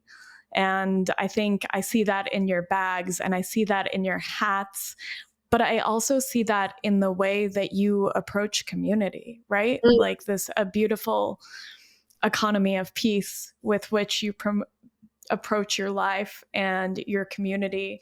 And you marry it all with nature, whether it's dyeing the hats in the hues of the high desert or the nature of the hides from your cattle or just an incredible field of biodiverse plants that are propping one another up.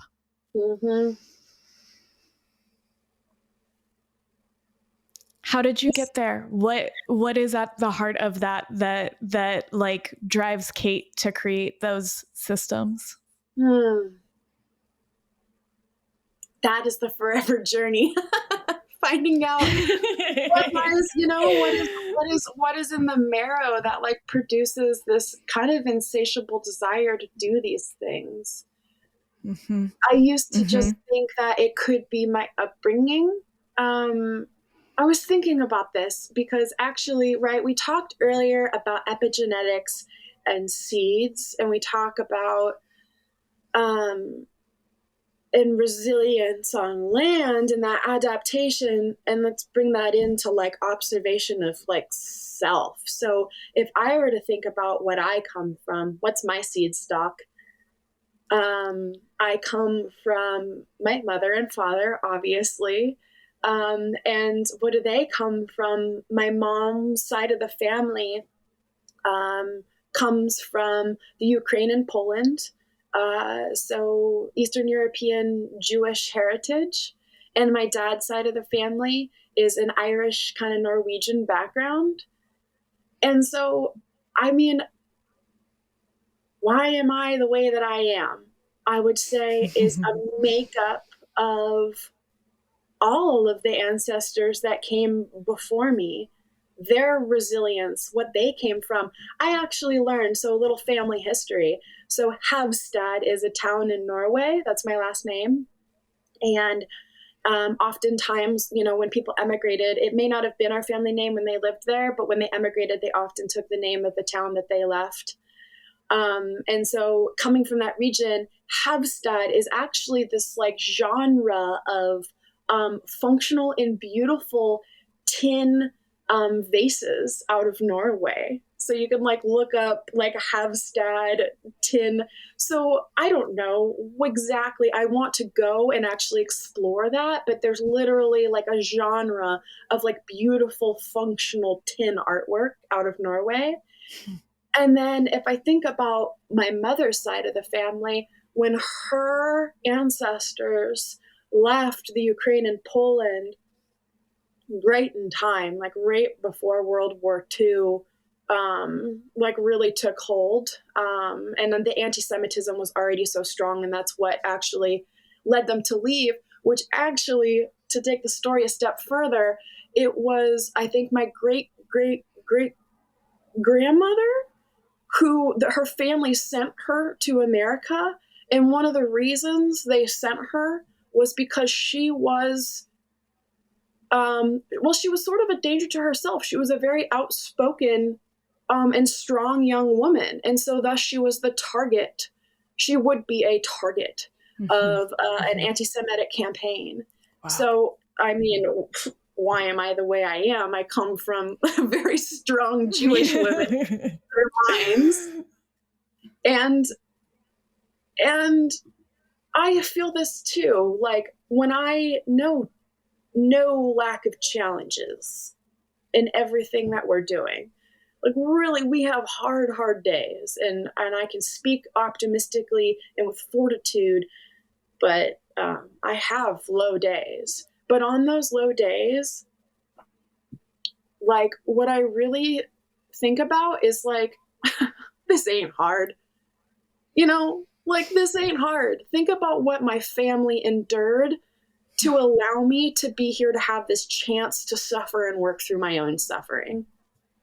Like that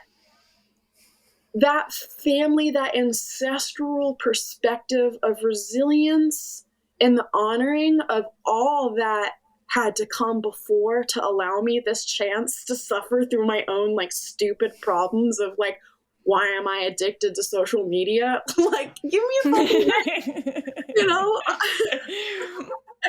Don't squander what was, you know, enslavement and persecution and daunting trials to get to where we are today. I know you have this in you too, and that's a part of your story of Western daughters. So like that is why I am the way I am. And then my mother's side of the family, for context too. So when they ended up in Missouri, her family had they were actually Ukrainian ranchers. And so when they landed in Missouri, they had a small processing facility and a butcher shop.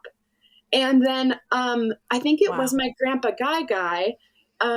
They then spun out and had a dress company, pattern makers, and the fabrication of women's dresses. So like, who knows how all of this stuff, like I didn't know this history. Like I don't consciously think of this history, but like, look at what I'm doing in the world. Like I'm designing and raising meat and, you know, utilizing hides. Like there's something coming through. And I would love to believe that it is a product of the past. Yeah. I was thinking the other day that we talk so much about intergenerational trauma, but we don't talk about intergenerational joy or intergenerational strength. Yes.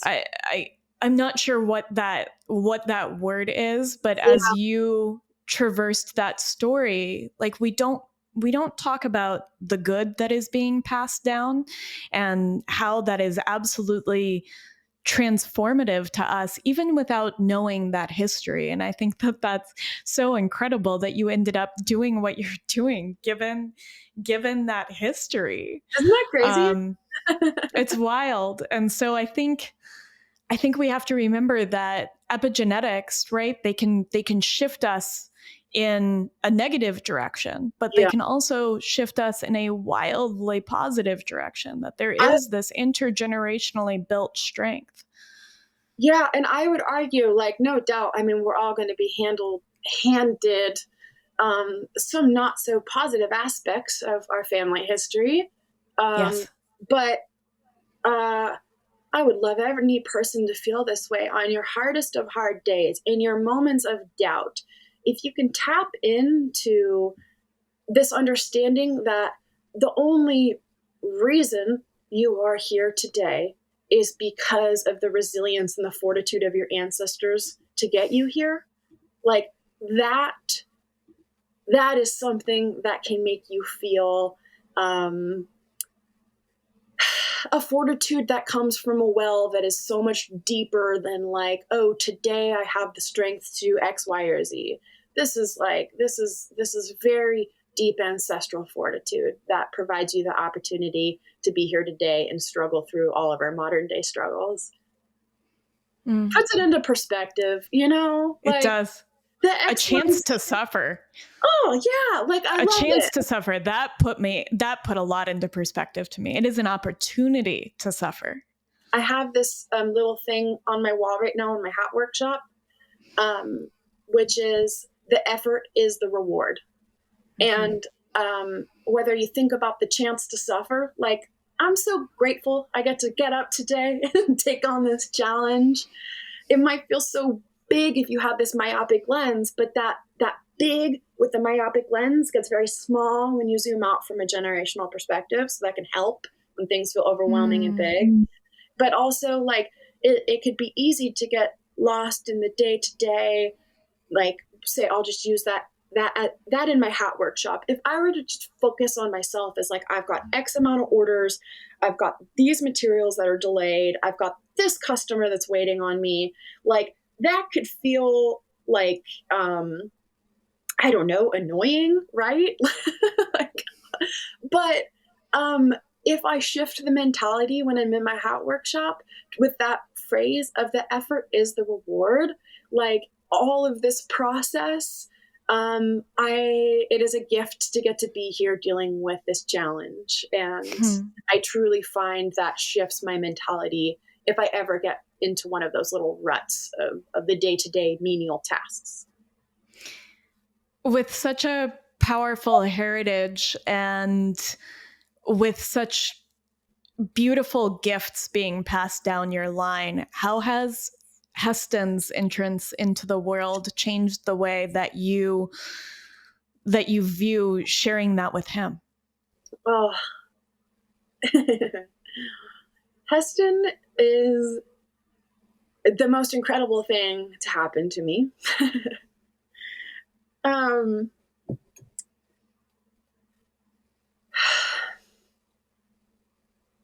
There's nothing more that I want for Heston to see exemplified for him than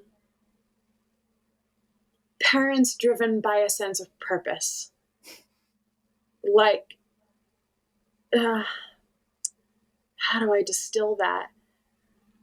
Well, let me add this piece into it. Let me find it in my notes. Yeah.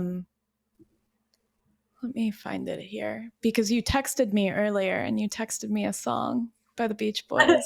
Yeah. And you told me to imagine you air punching your shackles on the long promised road of letting my soul's purpose manifest on earth. I may have smoked a little bit of weed when I texted that to you. I loved it so much because it communicated a little bit of suffering, a lot of purpose, long journey. And I don't know, if we have kids, like I want them to see that. Like I want them to see purpose. I want them to see that it isn't immediate.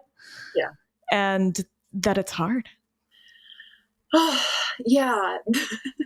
So anyone who's listening should go immediately pause, go listen to Long Promised Road by the Beach Boys, and imagine air punching your way through throwing off the shackles on your path to purpose. We'll link it so it's easy.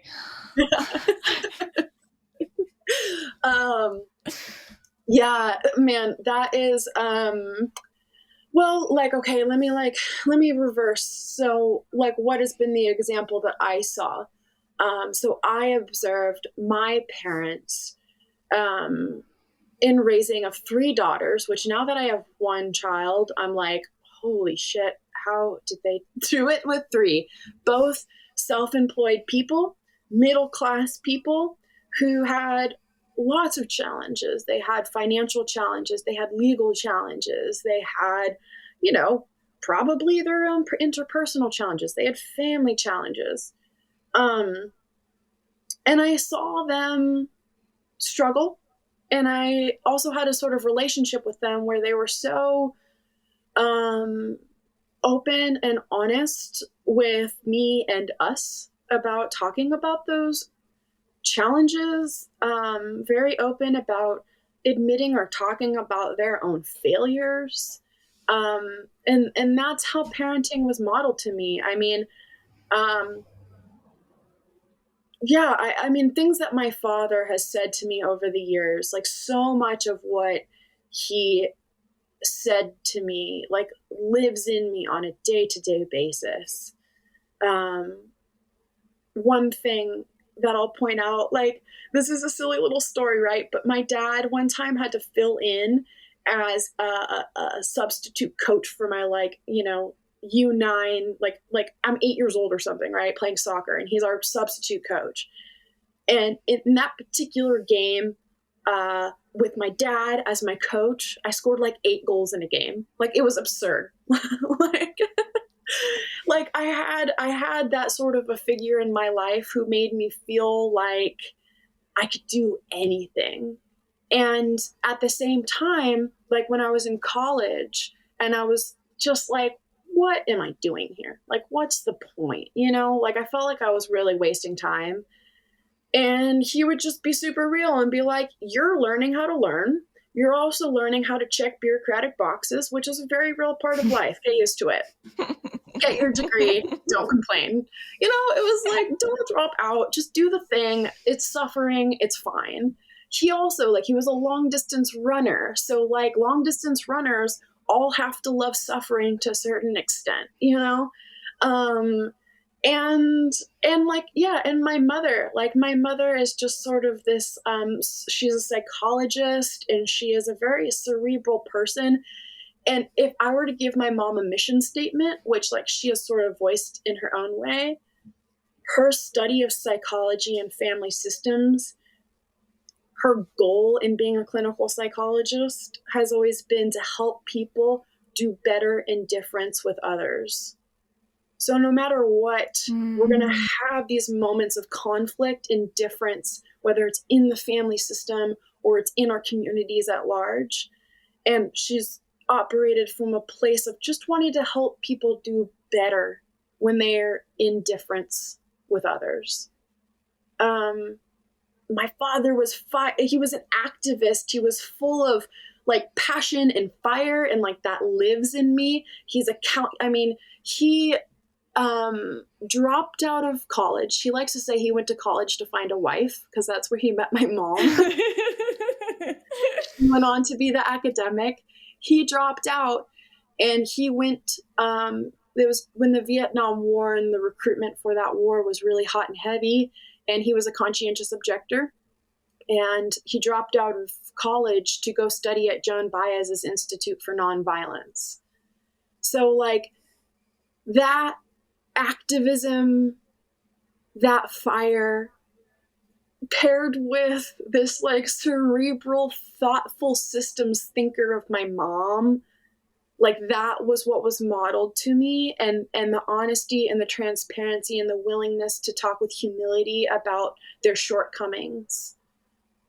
That is why I am the way I am. So when I think about the marrying of what Heston is, the combination of me and Chris, Chris brings this groundedness and this this connection to spirit that I think Heston will have, and I think he will have the kind of drive and mischievousness that both Chris and I share. And so I guess I'm rambling to say that I want Heston to have so much of what I feel so fortunate to have been given, and that is the opportunity to see parents work with purpose and find his own place in that work and be driven by purpose and humility and reverence and love. I just think you are a gift to him as much as he is a gift to you, and it was beautiful to hear that. And it's been a gift for me to watch your transition into motherhood and to navigate that as you also navigate owning a farm and these businesses. And you have a really beautiful way of balancing it in all of its imperfection. Mm-hmm. And I don't want to over glorify it, but I think that's what makes it so beautiful to me, is that I just see you navigating it with such aplomb. I worried about motherhood. I'll be totally honest, and we've had our own private conversations about this, because I never felt particularly maternal. I think in a way that maybe motherhood is presented, and I worried about a loss of independence, and I worried about not being fully ready. Like, we're not fully financially ready, or I in my career am not fully ready yet to give this time to this little being. And the best advice anyone ever gave me was, my friend was like, you'll never be ready, but you figure it out, like and again, like, we have all the conveniences of modern day life at our disposal. Like, what did my ancestors do to figure it out back in the day? And, there's plenty of books about this. I hardly read any books about pregnancy or motherhood, but there was one that I read called The Continuum Concept. And I just think if you study other cultures and how they rear children, you can just strap. And honestly, I look to ranch women. The only women I wanted to talk to about being pregnant and having children were like my rancher friends who were mothers, because those women will just tell you that you strap that baby on and you get to it, and yeah, let's not over glorify it. It's hard. And there are days where you feel like you're failing, or like,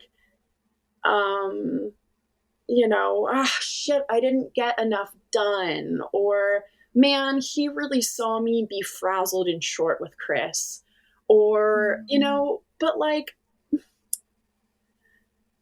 he's also just along for the ride of it all. And he has been a catalyst for me in a way that I don't think anything else could have been. Like, when it comes to self-care, when it comes to zeroing in my focus on purpose, when it comes to working on my relationship with my husband, nothing has been more of a catalyst than to bring a Heston into the world. Yeah. And it took me a long time. It took me a long time to just find my equilibrium, and I'm still finding my footing as a mother. He's constantly changing and evolving. And so what he needs from us is constantly like changing and evolving. But I've grown more in this past year and a half than I have in the past 10 years,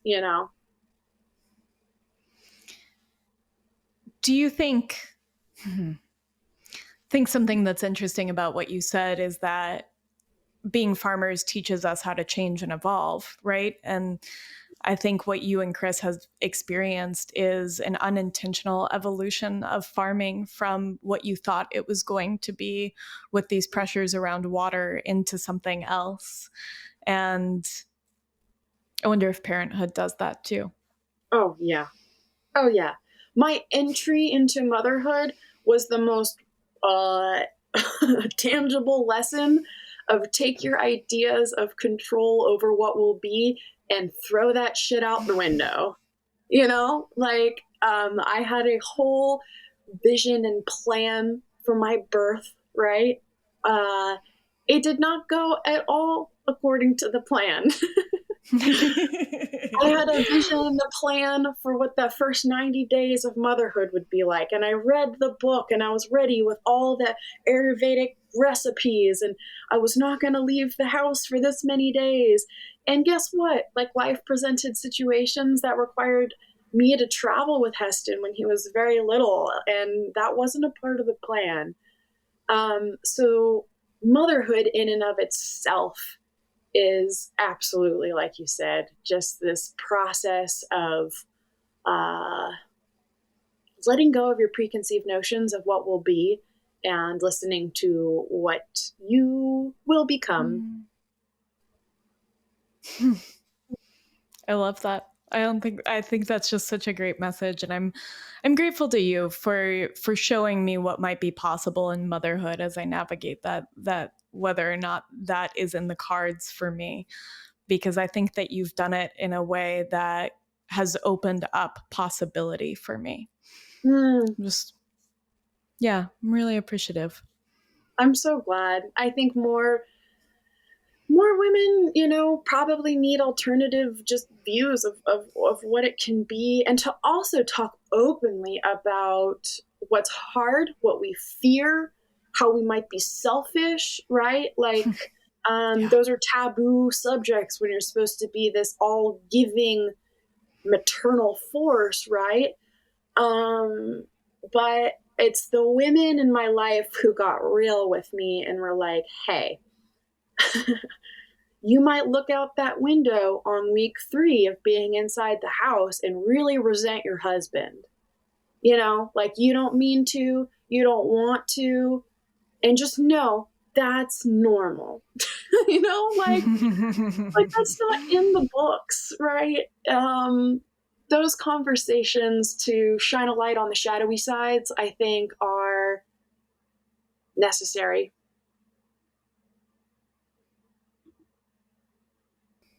Okay, we're back together. We're talking about motherhood. We were talking about motherhood, and one of the concepts that I most appreciate in helping me think about being a mother who is striving and achieving and driven by purpose, and Heston is a part of this world Chris and I have created. I don't know if this came from which book this came from, but I think it's actually quite damaging when we raise children in a way that we make them feel like they're the center of the universe, and we actually build our entire lives around them. Yes. And I think there's pressure to do that, sort of. And Yes. And in fact, I want Heston to feel a part of the bigger thing that he is a part of here with us and in this family. Like, he has a role and he has a purpose here with us, and he is folded into that life and into that purpose and into that work every day. That really helped me, because I think the fear I operated from about motherhood was that I would have to stop or neglect or push to the side these things that are so important to me in order to build my world around him. And that was incorrect thinking. It is a service to them to raise them in a way where they understand they are not the center of the universe. They are a part, and they have a role in this bigger system we all work to create. That's what I love about ranch and farm kids, is they are raised with chores and purpose, and get your coat on and get in the trucks. We got to go get that cow. Yeah. So that's liberating too. I think I needed to hear that on a couple of different levels, because I think there is this sort of Instagram idea of children being the center and this loss of independence, which is a fear that I share. And I also think that from the outside looking in, not as a parent, which gives me massive blinders, but all the same, that children need a purpose. They need jobs within their family system to be a member of that family. And I think we talked about this when we were together. I think so often with kids, there is this their help isn't helpful. It makes more mess. And so we discourage them from helping when that natural state is that they want to integrate into life and to have purpose, to have chores, to have a job, to have place within the ecosystem of the family unit. And I know that Nicolette Nyman and I touched on some of the intangible benefits of ranching being giving children that space and that purpose and that agency and ownership. Yeah, and I have to bring this back to the fact that my partner, I have a Chris in this. Like, oh my God, what an incredible father he is. And Chris's background before he went fully into farming, his last town job was he was a Montessori school teacher. So he carries with him that mentality about children and fostering that creativity and that usefulness. So that sort of Montessori approach to make the entire environment around them like at their scale, like all the utensils of their size. So they pick up that whisk and it feels natural in their hands. So Heston whisks the eggs with me and it makes sense to him because it at his scale and his level. Building that into a child that's going to feel really useful and have purpose, I think is, I'm hopeful. He seems pretty awesome so far. He seems very awesome. I want to ask you we've talked a lot about driving forces and purpose. And one of the things that you've written about that I think is really beautiful is the way that your father, even after death, serves as part of the voice in your head and part of the conversation that you have with yourself as you go throughout the world. And I think what I didn't realize before recording this podcast with you was just how much heritage and family systems you're carrying, that you are carrying the voices of both of your parents, that you are carrying the epigenetics or the intergenerational strengths, however we want to put it, of this long lineage of function and beauty. And you're also carrying this relationship with your father. And I'm doing a podcast on Wednesday with a woman who talks about home death care and home funeral care. Mm-hmm. And she talks about forming a relationship with our dead. And this really struck me. Oh, that's still a relationship that we have. And as I was thinking about it, I think out of anybody I know, you exemplify carrying that relationship with you daily. And I hope it's okay that we touch on this and let me know if it's not. But I love the way that you write about this.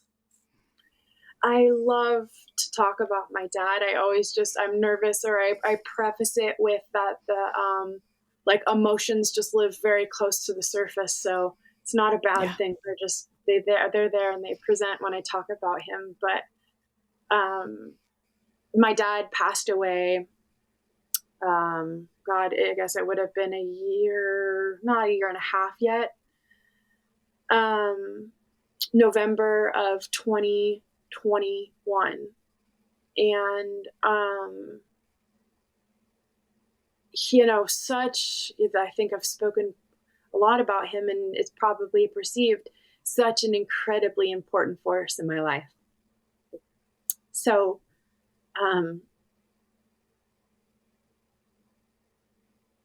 the loss of that in physical form,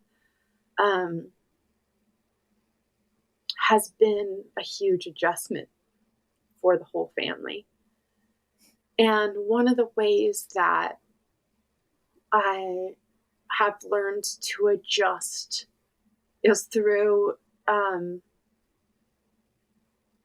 not necessarily physically speaking out loud to him every day, but absolutely talking to him every day. And the cycles of grief, like,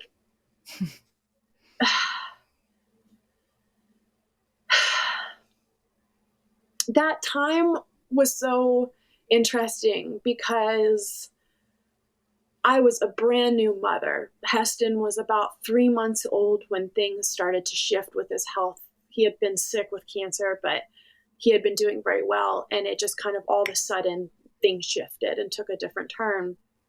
And so I was still this kind of like wide open portal post birth, learning how to be a mother. And then in between the space of like birth and then death of my father, and that continued on after he passed, that liminal space, which is, I mean, a very disembodying time. I've never really experienced that sense of disembodiment that I did then. And I would say then as in like a year. And what really kind of has helped me, has to just reframe this relationship with him in which he was my best coach. He was my dear friend. He was my confidant. When I doubted myself, he had the confidence in me to just say, "You're doing great, keep going." And there were moments in those early months where I really crumbled because I thought I didn't have him to turn to. And that's not true. He lives in me. He is the reason I make decisions the way I make decisions. The principles he set me up with. I mean, he actually did an interview with my aunt who was training to be a hospice nurse. Mm. And when she asked him, what are some of the lessons that you have imbued on your daughters, right? That you give you comfort. He didn't really want to talk about anything specific. He just wanted to talk about these, like, the principle that he imbued on us, and that we carried those principles so clearly. And he had all the confidence in the world because we carry those principles. So, I mean, what are those principles? You actually highlighted this in your notes, which made me so happy to see. Like, what is one of those principles that I carry with me every single day? And this is a quote. He gave me great books throughout my lifetime. But this was an article that this man, Ira Sand Pearl, wrote. Ira Sand Pearl was one of his teachers when he left college and studied at Joan Baez's Institute for Nonviolence. Ira Sand Pearl was one of those teachers and one of the leaders of that movement, was a dear friend to Joan Baez. He owned a bookstore in the Palo Alto area of California. And when Joan Baez was a high school student, she used to go hang out at his bookstore. And so Ira Sand Pearl is like this formative figure of who Joan Baez became. And so this piece that Ira Sand Pearl wrote, my dad sent to me. And one of the sentences that I just want to highlight from that piece that is like a principle my father imbued in us is that the ends do not determine the means determine the ends. And when you operate from that perspective, I think that creates a type of human that will look at the world in the way that I look at the world, in which, I will reverse engineer things and understand that, like, those means will determine the ends. And so consciously, like, be very conscientious about the work you do, the impact you have, the decisions you make, and how you apply yourself in the short time on earth.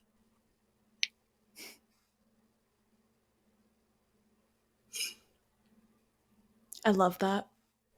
I think that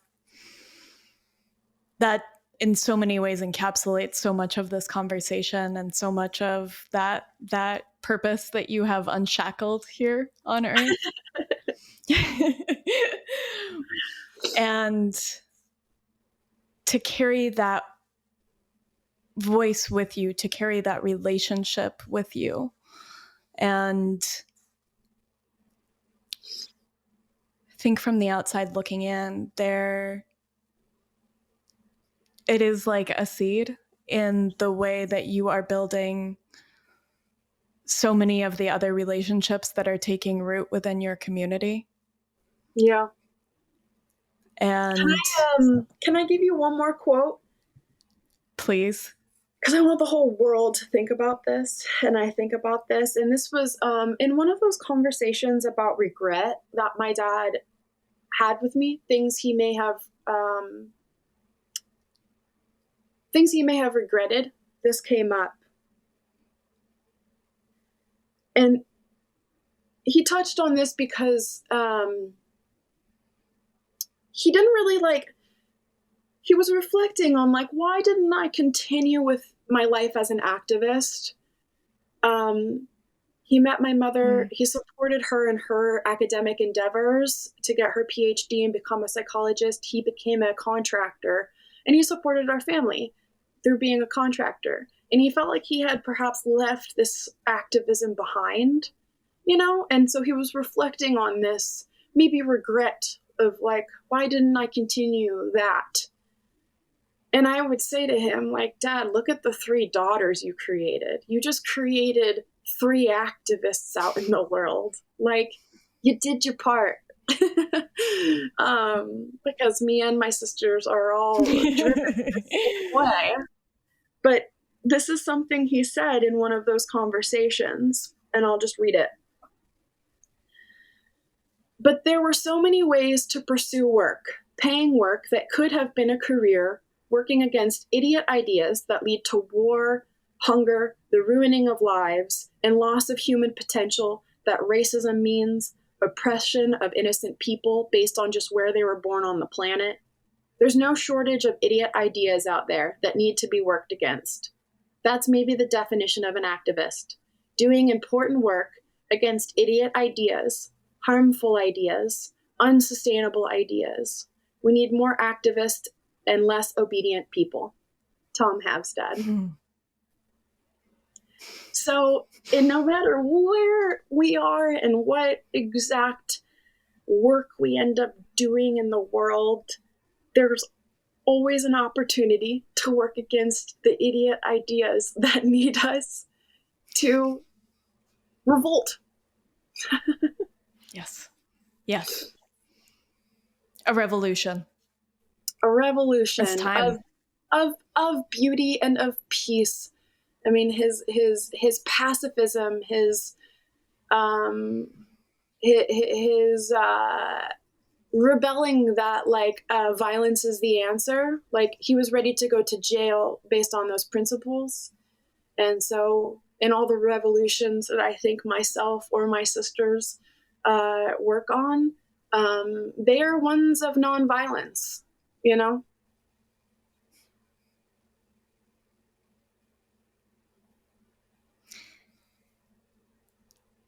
I lost you for just a second towards the end there, but I wonder, for people that are listening to this and an economy of peace resonates with them, that a Tom Havstad level of activism resonates with them, do you have any parting words for the loops and the circles and the revolutions that we create? I think to really to write that statement down and spend time thinking on it, that the ends do not determine the means determine the ends. And really, our time on planet Earth is so finite and small. And the work that we do, it really matters. It really matters where we place our energy.